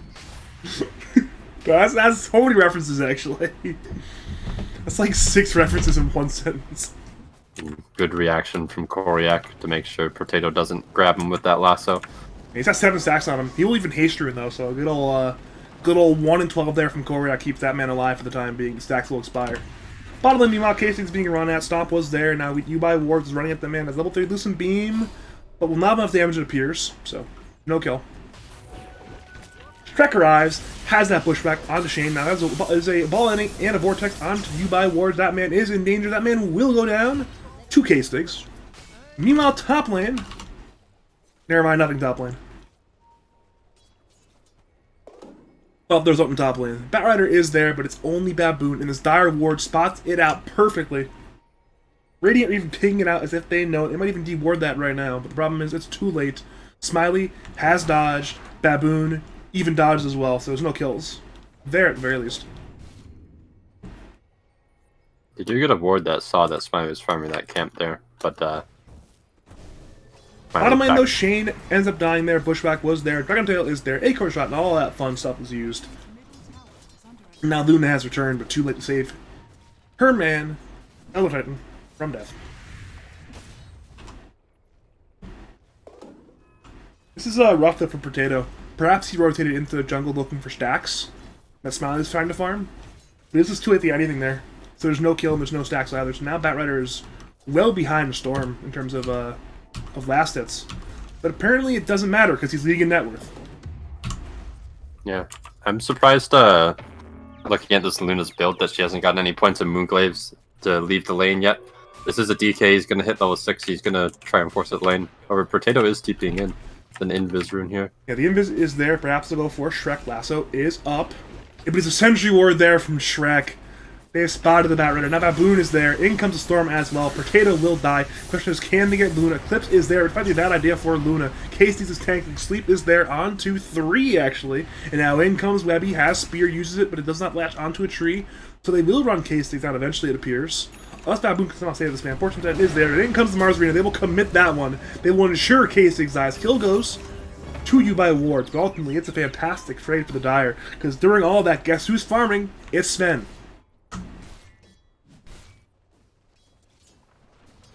Yeah.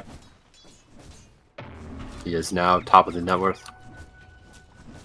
He was no longer number 1 before that fight, but now he's like 700 ahead of any other hero. So you can tell Sven is really utilizing the space very well right now. Versus Luna has only 1 point in Moonglaive, so it's she is not ready yet. She has no Mask of Madness. Meanwhile, Smiley is Trans Mask of Madness. It's going to be an uphill battle for you by awards to farm enough this game to keep up with Sven. Dare I say, it's already a lost cause to keep up with Sven. It's more how much farm can you get to be relevant in these team fights. Yeah, it's going to be really hard to keep up. Sven obviously maxing Great Cleave, where Luna kind of went more of this fighting build with Lucent Beam to try to beat the DK out of lane. And she did a pretty good job of it. DK suffered pretty hard, but again, DK just hits level 6 and forces you out. And now with there being a Storm Spirit on the map, it's very scary to sit in lane like that. May even know where the Luna is too. Baboon's in the area. So is K-Stigs actually. They might go for this kill, but there's no real way to get to that man yet, so no kill. Unfortunately for them, it is daytime and Luna can see them coming. There, however, is a big stack there. Well, actually, I think that's only double stack. But It's only double, yeah. That is 6 units. Baboon is getting some deep wards in here, though, keeping track on the Luna. Mid lane, does she jump onto Potato? Shrek is there. Bushback, though, was not used in time. That was the last up there on Storm. Storm should die. Storm does die. It's good there for MD2L rejects. Now they move to Baboon. That man is absolutely doomed. Bramble Maze is there. And Flame Break actually knocks the Oracle back into Bramble Maze. So a kill that was secure is now secured in style. And overall, it is 2 kills for the MD2L rejects. I guess this is a way for the Luna to play. She does have a bit more of a fighting build, so she is playing quite actively with her team. Alright, in comes K-Stigs. He's been hit by Curse Crown. Now in comes Sven. That's got strength, but down goes K-Stigs. Eclipse killed that man. Earth Splitter was used to pretty little effect, but apparently it wasn't even needed. Now they run at Smiley. There is no lasso for 80 more seconds, but he'll run away. Now Bushback is there. In comes Storm. They're trying to get the Bat Rider. Bat Rider is in danger, but Terrorize is there onto 3, but it does not matter. Down goes Potato. Good kill there for Shrek the Green Knight on Potato. And they have to at least get a counter kill. They actually smoke up now. Interesting. I thought he might have even lived there. That was an amazing fear. Where are they headed? They have 2. They're headed to the Tri-Camp. Luna is to kill if they can find it. They don't see him, but they have to know where he is based on their war coverage. Now they see him. They ball in. There comes Vortex. There comes Fortunes. And in comes a Sharpshooter. And down goes you by wards. Killing spree. Headed to Shrek the Green Knight. Mars has a Blink Dagger. He might be able to kill this Sven here. He has a Bat Rider nearby as well. Sven has no blink yet. Now in comes Arena, in comes Spear. As you mentioned, Potato is hitting as well. Firefly is there. Stacks of Napalm Arc coming. Stormbolt is there. Smiley's on the run. Is there enough slows? There's 3 stacks. But the Bushwhack from Shrek. It's on to Shrek the Green Knight. Has played so well this game. Now in comes Dragon Tail. In onto Bat Rider. In comes Storm. He's balling in onto Potato. Potato is in danger. Still alive for now. But Spear's there to Korak. Korak goes down. Now K-Stick is still fighting. Still high HP. Meanwhile, Sven was going on by Shane, but could not get the kill there in time, and now there's an acorn shot onto 2. But Dire walk away. They have already lost the Storm, and they have accepted their loss and disengaged the fight. That was huge that they didn't get the kill on Sven there. Very good Bushwhack, but on the flip side, very good Bramble Maze into a Spear to turn that kill on Koriak. It's one of those things where you can argue getting kill on Korak is more important than getting kill on Smiley at this point, because Smiley's going to farm no matter what you do, while killing Korak genuinely dampens the ability to have impact in these fights going forward. Like his net worth is 4,300. It is dismal compared to Potato, who has obviously had a bit of a rough game. He's still fighting all the head of Storm, so it's going to be a very rough time for Storm to really get back into this game. You see him in the jungle now, but it's a rough time for him. He's going for the Orchid, but that Orchid might be a bit too late to have much of an impact. Yeah, you can see the Sven recognizing that his team's probably a little bit behind here in the net worth. Not really winning these fights without him, so he is going for this BKB Blink. It's clearly needed at this point. I mean, DK will put a blink of his own relatively soon, 1,000 gold away. But other than that, their ways of starting these fights is not going to be great if Storm cannot ball in freely. We mentioned mid lane, we're seeing a Curse Crown there onto Shrek. Flame Break is there. Lasso is up, actually, but there is no mana, but apparently it's not needed. Shrek is in danger, but False Promise is there from Baboon. Now Potato's the one in danger. They ball in, Bushwhack is there. Down goes the Oracle as well. And now Eclipse is used, Arena is used, Smiley is hitting, doing a lot of damage to both, but none of them are dead quite yet. Now correct second onto Webby. Webby is low, Webby goes down. They move perhaps to Shane. Shane is on the run. Does Storm have mana? Storm does not have mana. He'll ball anyways, but he will not find that mana. But it ends up being a 2-for-1 trade, very heavily in favor of Funny Zone. Radiant structures. Yeah, sure. Dragon Knight gonna get this bottom tower out of it, and Smiley also looking for the mid tower. The remainder of his god strength. They seem to have dove too far there, looking for that hoodwink.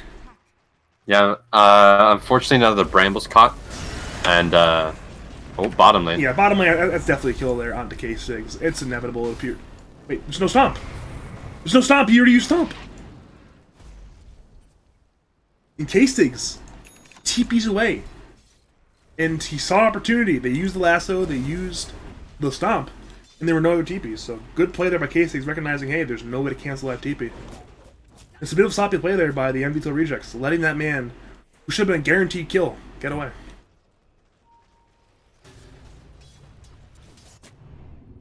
What you were saying before that? I forget. Pushback is there on the Killjoy. In comes Fortune's End. In comes Sharpshooter. Down goes Killjoy, and Shrek. He is on a mega kill streak. He is 5-0-4. Dear God, this man is owning. Some people are in chat asking how Sven got out of Arena in that bottom lane fight. He got flame braked, and as he was flame braked, he got speared into the wall. And I think that because he was technically in the air, he got speared into the wall behind the arena, like the cliff face. And that's how he got out. I don't know, it was confusing. Alright, once again, the fight continues, this time mid lane. Dragon Form was used by K-States, but Curse Crown and Spirit will get that man to back off a little bit. Now they blink in on the Mars onto the DK. DK, though, still half HP, was somewhat saved by Baboon. Wolf Helmet still available now. In comes Smiley, he's hitting. Terrorizes there onto DK, but in comes Smiley. He's still hitting, but now it's starting to run away thanks to that Earth Splitter, it appears. There's a Bushwhack. Misses this time. Rare miss this game for Shrek. And now Dragon Tail is there onto Webby. Is there Vol up? No, there's not. Sharpshooter once again hit onto Killjoy, but certainly not a kill this time. Alright, then once again go in. There's a spear this time onto Smiley. Blink spear from Webby. Webby is now in danger. K6 is hitting. Stormbolt is there on Potato. Potato goes down. Now in comes Koryak, but found nobody. Orca was there on Willow. Did not matter though. Curse Crown's there onto Smiley. But ultimately, it appears to be a free kill on Batrider and no exchange for it. Is there more? Okay, there's more. Pushback is there. Onto ET to dive in onto Shane. Shane goes down. Eclipse is used, but Dire are still alive. Correction. Shrek, no longer alive. But once again, still it's favorable for Funny Zone. The core deck is currently damaged. He'll ball away. He'll be fine for now, it appears. But now they're turned to that mid T1 tower. Curse Crown is there onto Smiley. But K6 may be in danger. Blink Spear is there. It's fantastic this time from Webby. There's stun there on K6. But False Promise and Baboon. It's fantastic. K6 on the run. He still needs to heal a good bit, but he should survive. And he will survive. That was a bit of an awkward initial start of that fight where no one died when they went on the DK. Batrider was out of mana in bottom, so he had to run back to base, and then when he finally TP'd in, there was already a god strength and 5 enemy heroes mid, so he kind of just walked in and died. It's a situation at this point where this game is just starting to really head in favor of Funny Zone. They're beginning to really get online with their cores. Luckily, Mr. Ubai Wards over here has recovered a bit on Luna. He's at number 2 in net worth. Problem is, despite not being in all these fights, he's still a good bit behind Smiley. Mid lane, though, Silence is there on Dark Little Spear, though, is there on Koryak. Both may be in danger. Both are low. Killjoy dies first. Now Lasso is there on Koryak. They want to get this kill. Can he ball away in time? No, he cannot. The turn rate is too slow. Now K-Sticks has the Dragon Tail there on Shane. We're seeing Potato run it by Boom. Both may be in danger. Bushwhack's there on Potato. Meanwhile, Spirit Stomp. This is on K-Sticks. Now we're seeing Potato under that tower. Is there a stun? Is there a slow? They're slowing. Inca Smiley. Blink Stormbolt is there. Down with Potato. It's a fantastic kill. Webby tried to be in the area, tried to contribute, but could not do anything there. His teammate's simply dead. Now they're running at Webby. Spear is there onto K-Sticks. And he denies the T1 tower.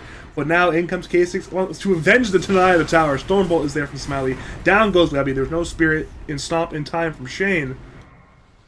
So overall, it's fantastic once again for Funny Zone. Yeah, looks like Radiant's just extending a bit too far. They're just running out of damage, and they keep chasing. It's been every fight. It seems like that Rider's just a bit too far forward, out of place. It's been a rough time there for Potato this game. Honestly, you mentioned that in the draft, this hero just countered out this game, where it's... They have the Batrider answers. Yeah, they have to lock down until he picks up this BKB, and then once he does pick up the BKB, he'll still have to play around this Oracle's False Promise timing, and even Fortune's End timing. That's the part of the reason why the pick is a little bit... We questioned it at the time. We'll have to see if it pays off in these later fights, perhaps. Instant Disable there on Storm, still available.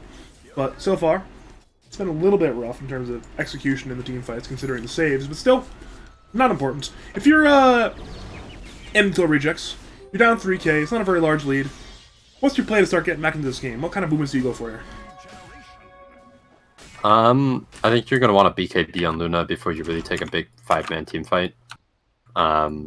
Obviously, the Storm capable of 100 to 0 her if she doesn't have that BKB. Lots of Blink disable from Dragon Knight or Sven. You even have Bushwhack in the trees that can get her. Right now, a lot of their damage is magic damage. They have the damage coming out from the Willow is all magic. The damage all coming out from Batrider is all magic. A lot of Luna's damage right now is Lucent Beams. Alright, here we go. They look for Webby, but the Sharpshooter was missed. And now in comes the Vortex, but in comes Terrorize. It's there on two. It's a good Terrorize. First splitter hits. It's a bit damage onto the Dire, but Dire still alive. False from Sarah on correct, but down goes Webby. First shot of the other fight, and Radiant appeared on the run. The problem is a stun there onto Killjoy. Killjoy certainly will go down. Overall, will end up being a 2-for-0 exchange in the Dire Saver once again. And they may attempt to parlay that one into a bottom tier 2 tower. Yeah, the problem for the Radiant right now is a lot of the damage is magic, so Oracle can save 2 people. You can save one person with False Promise and one person with Fate's Edict. So their fights have become very difficult. And Sven, I believe, has finished his BKB. Yeah, so it's not clear right now. But now Dragon Tail is there, as well as Orchid onto Batrider. In comes Eclipse. Both teams starting to die. Sharpshooter kills Potato. It's a trade for casings, it appears. But now in comes Smiley. Looking for Luna, perhaps. Blink was a good sleep there from Shane.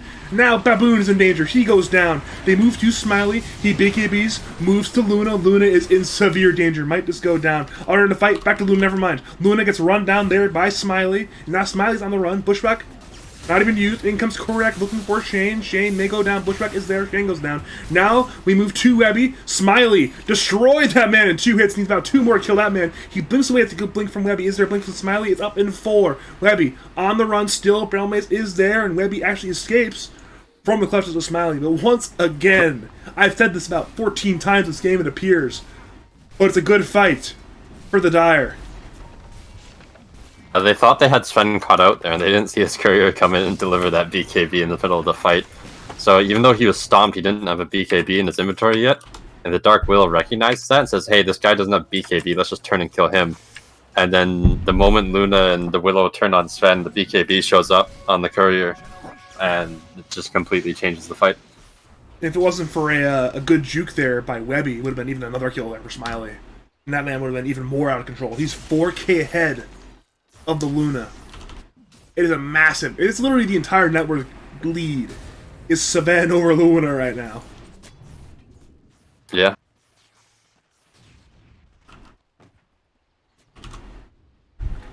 Alright, once again, Smoke is there from the Dire. They see Killjoy, but they're not something more viable, but they'll settle for Killjoy. Dragon Tail is there, Bushwhack is there, Fortune then is there.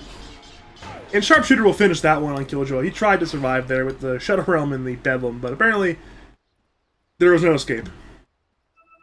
Another kill there for Shrek the Green Knight.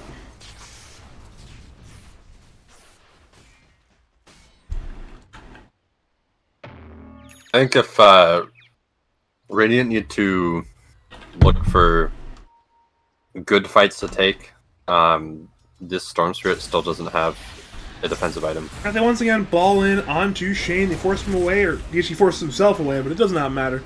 He ends up dying anyways. Once again, this time the Koryak has 2 smokes committed though by Funny Zone. It connects both times, but it's no core kills. This time the core kill is top lane on Luna. Her BKB is not enough. She has Manta, but is it enough? Orchid is paired to Manta. Now Terrorize is there on 2. It's fantastic. Correct in danger. But it's a good false promise. Now the Mars Arena is there, but it's only on Baboon. Baboon will go down. Meanwhile, they go to Shrek. Shrek is still fine. But in comes Smiley. Big bad Sven. Down goes the Luna. There's a lasso there on Smiley, but he's just so strong. The BKB is still up, and he wants to fight for more. BKB on Batrider. It's over. Is there a stuff from Smiley? Hell yes, there is. Will he use it? Gets fogged a little bit. Curse Crown is there onto him now, so it gets down a little bit more. And now in comes the Dragon Tail is there onto him. Now in comes Correct looking for Bap. There's a good 2-man sweep there from Shane. And now Budlam is used. They're looking for a kill on Correct. But down goes Smiley and down goes Correct as well. They now turn to K-Sticks. Looking for that man. Flamebreak is there. Lucent Team is there. Down goes K-Sticks. And MD2L rejects. For the first time this game, they have decisively won a team fight. And they even want Shrek the Green Knight. Spear is there. It does not lash. Actually, he just TPs. Is there Lucent Beam? He's not schematics. He can't get it, actually. Well, he invis as well from his talent. But it's fantastic. That was really good recognition from the Radiant there. They realized everything's been used. God's Strength is done. BKB's down. Storm has no mana. Oracle's dead. No False Promise. That's their perfect time to fight. And Luna buys back, and it really works out for them. And well, they head on into the Roshan pit. It's very much dead. Aegis probably gonna head over to the Luna. It does head over to the Luna. And now, for Funny Zone, they're still up by 4K, but what do you do? What do you do to say, you know what, this lead is big, but we need to win this game? What's our course of action now? Well, I think they still have the leads. They still have the network lead, even though there is this Aegis. They either need to get a fight where they can instantly blow up one of the members of MD2L without having to use very many spells, just like God Strength into blowing them up. Oh god, goodbye Potato. The sharpshooter from long range kills that one. And they ball lightning in, they just sent it over, and well, Batrider could not get the BKB off in time. As I said, just blows one person up. And now it's a 5v4. And they almost got Webby as well. It's a good blink away there from Webby. Yeah, I tell you, it's the opposite of a commentator's curse there, where you just got instantly vindicated. You say what they should do as they actively do it. And it works out very well for them. And blow one person up, and then who cares Aegis? You have lead. Despite having Aegis, they're sieging T2 mid.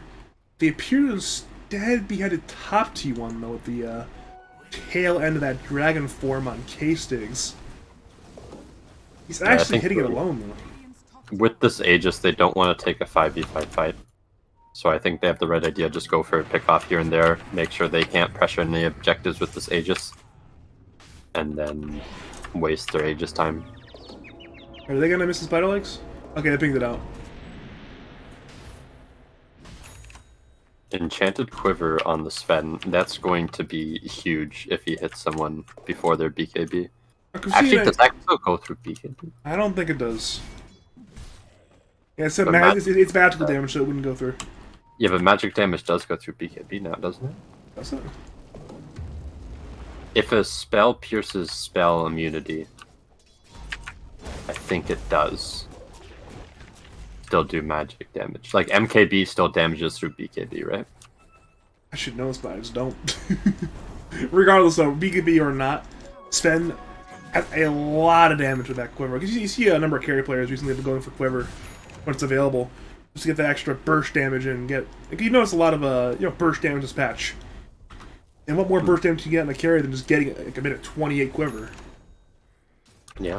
On the flip side, there's a DD, if you want to talk about burst damage, in the river, and that could be huge.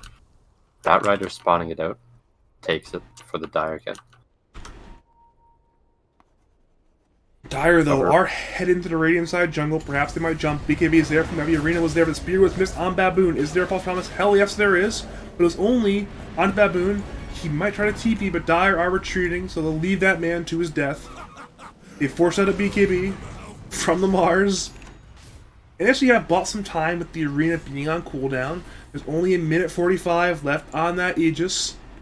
Perhaps they will finally go for a tower, perhaps that tier 2 middle. Perhaps grab that outpost afterwards. Hard to tell sometimes. But actually, they're headed away from the tower for now. They're not willing to commit quite yet. Their lane top is not good. Webby's TPing in to deal with that one. And well, Funny Zone appear to have weathered the storm regarding the Aegis. Now bottom lane looked for Potato. The BKB is forced. Now Koryak appears to be running away. Sharpshooter was missed by a mile, but it did not matter. Dire are fully retreating. They force out another BKB there. That's the 8-second one on Batrider. Yeah, I think both BKB charges, though, were justified. Obviously, Batrider's keeping him alive. Mars is the right choice. You're blinking in blindly to an Oracle. Oracle's typically not alone. So the team was there, but they couldn't engage on the Mars because he was BKB'd. Still for the Aegis, they get one kill, they lose their Batrider, and lose 2 BKB charges, and they get absolutely 0 towers. That's disastrous.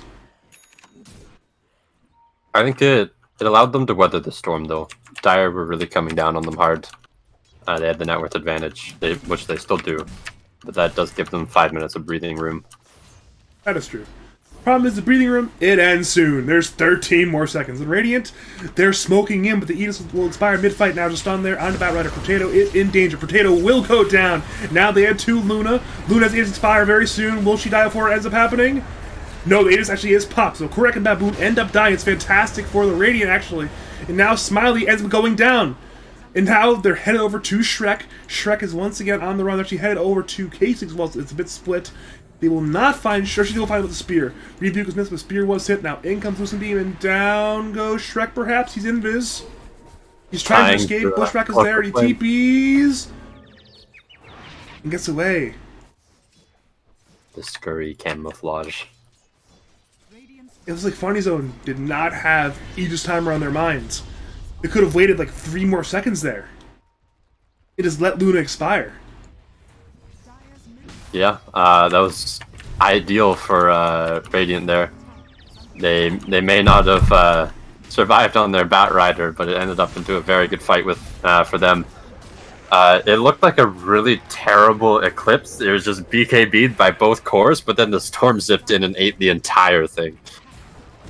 And it's one of those things where Luna dying that early in the fight was so essential. Like if she survived a little bit longer, it would have been a lost fight without a doubt for Radiance.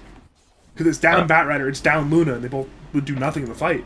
But instead, you go in on Storm, you lose your Storm, Luna actually ends up dying early, therefore there's a return. And now Lasso is there onto Shrek, Potato, he BKBs, and down goes the Hoodwink.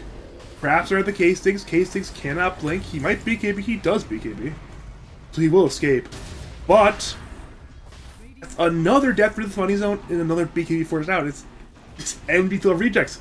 The playbook has reversed. Another good thing to point out about that big 5-man team fight was nobody was able to be saved by the Dire because the Mars ulti blocked Oracle out from all 3 of his cores.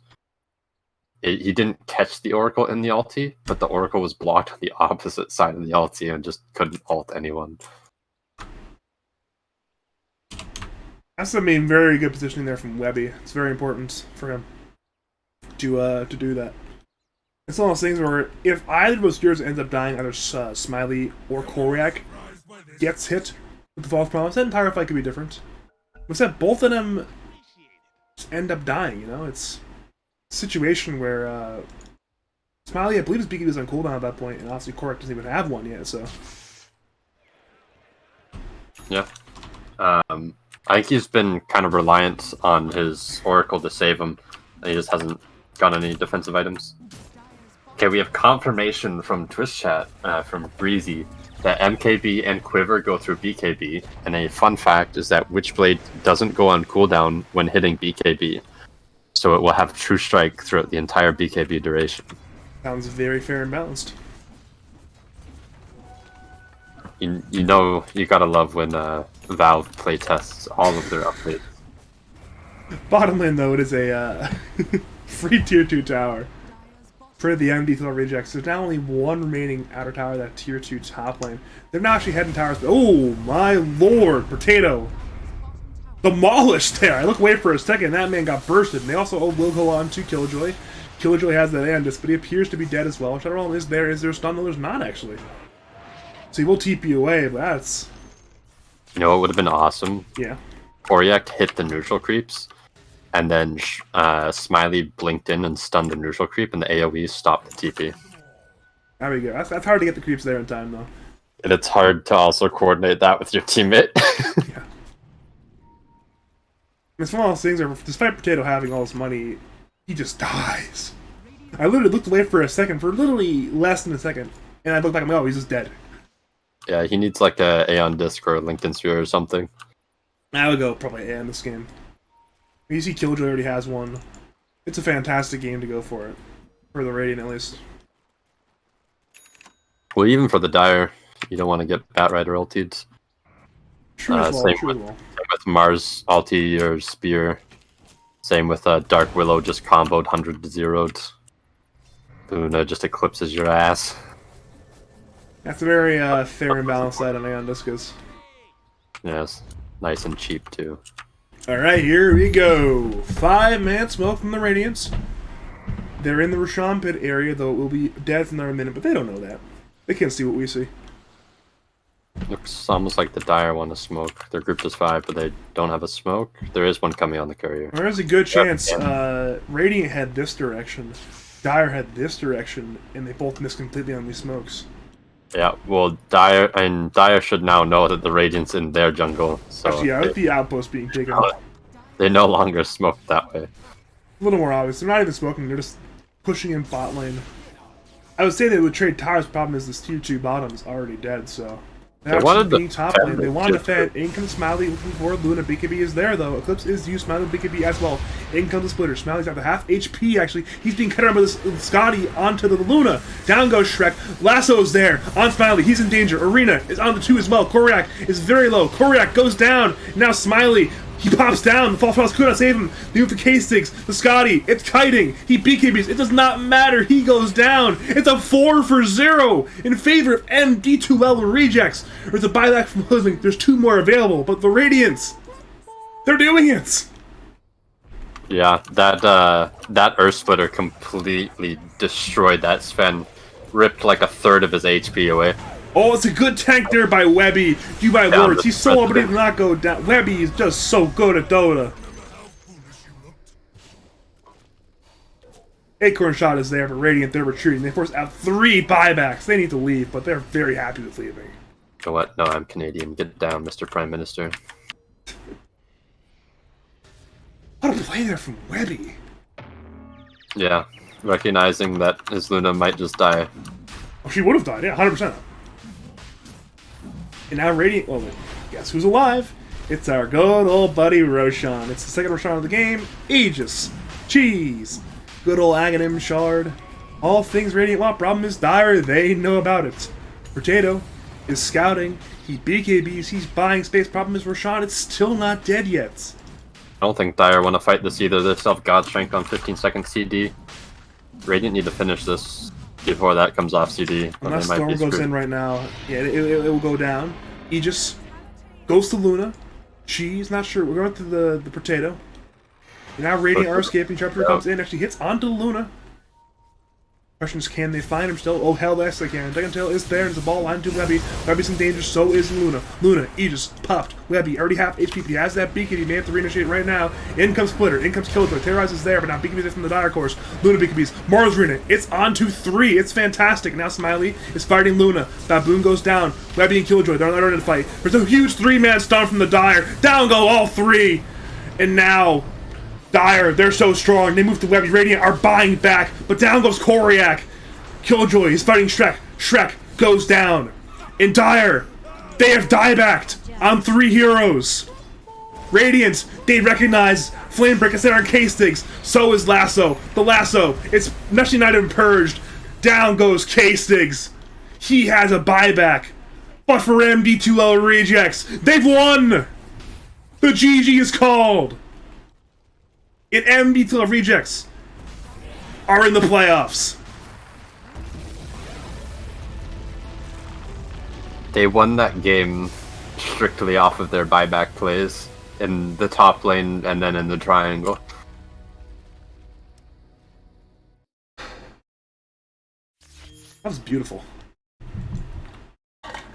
And also, the last two fights, this Elder Titan just owned this Sven with his ulti twice. It was just ridiculous. It did so much damage through BKB. If you're MD2L rejects, you have to be ecstatic with the result tonight. You 2-0, one of the better teams in LADs, a team that finished 4th in playoffs last season. The team going into this game was 7-3. Well, now they're 7-5. For MD2L rejects, they have guaranteed their spot in the playoffs. On the flip side, for the Funny Zone, it's suddenly an uphill battle. Who's their last series? Funny Zone's last series, I said it earlier, I forget. Let me scroll up. Somebody confirmed it. I think it was Birdman confirmed it. But they have to be in a bad mood after today's series. They went in here, certainly as the favorites, to win this series. Potentially a team that could have made the upper bracket.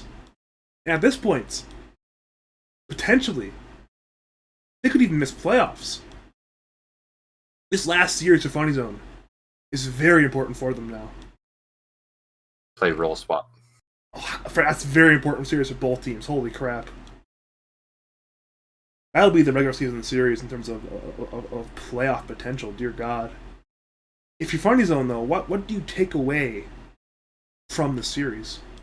What do you have to learn from this?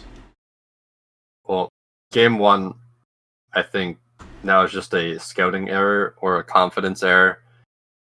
You got to know this team plays Meepo, right? You either got to pick for against it or ban it, right? Like, they had a few okay answers to Meepo, but nothing that's just like, wow, that's the ultimate Meepo counter. There was like nothing like that. Like, Pango's really good, sure, but you need another source of damage. As you saw with that Jug, that Pango didn't do enough damage. Regardless of doing 17k damage to Meepo, you can't kill him alone as a Pango. So game one was just a scouting issue, for sure. Game two, I think MD2L Rejects just outplayed them. They weren't farming as good, but they had some good rotations from the Batrider. They fought really well together. They had some excellent team fights that Dyer barely squeaked out. And then just those two big fights, three big fights, I guess. The initial buyback in the top lane gets Radiant the Roche and the 4-man wipe. They get Roche, and then at the very end of the Roche, like, as you said, like 13 seconds left. If they waited a few more seconds, it's 13 seconds when they started the fight. If they waited like 2 more seconds, that Luna would have died and not respawned. But instead, she respawns, and they end up just finishing everybody off. The BKBs run out on the Dyer. And then finally, the last fight, they secure Aegis again. Dyer, for some reason, decide to defend their tier 2. They were going to go trade tier 2s, but they realized the Radiant were taking it quicker, and they opted for a 5-man TP in. I don't think that's the correct play. It doesn't really make sense to defend that tier 2 tower. I guess it's a way to TP in to defend Roche, but if you lose that fight, you lose Roche. And that's exactly what happened. There's Sven engaged first by himself, and he kind of eats that ET splitter. And Radiant just win that fight. They spend their buybacks to defend high ground, but then Radiant just back up, take Roche. And then they try and take a fight again. It's the right idea. Same with the top lane fight they had taken. It's the right idea. They killed the Luna twice. But again, Sven eats that Earth Splitter, dies through Oracle ulti, and Luna just buys back, knowing that, hey, Storm and Sven both on dieback, and they're just simply able to end the game. So I think it was just they chose the wrong fights to take. Potentially fighting a little bit too close to Radiant space with those buybacks up on the Radiant. If you were to give an MVP for the series, who do you give it to? And why is it Levy? It's tough. Potato had a really good series in general. A little bit too many mistakes game 2, I'd say, to get MVP though. Killjoy had a really good game 2. Game 1, he did his job. He played pretty well, but nothing really stand out.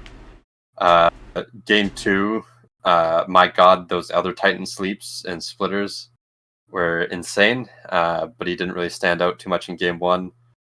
Webby, great itemization Game 1. Game 2, played a fantastic job, but I'm going to have to give it to you by Wards. That man's buybacks in Game 2 just straight up won them those fights and the game. And Game 1, I think he was the unsung hero. 18,000 net worth, 18,000 healing on Juggernaut. Just keeping Potato alive so many times.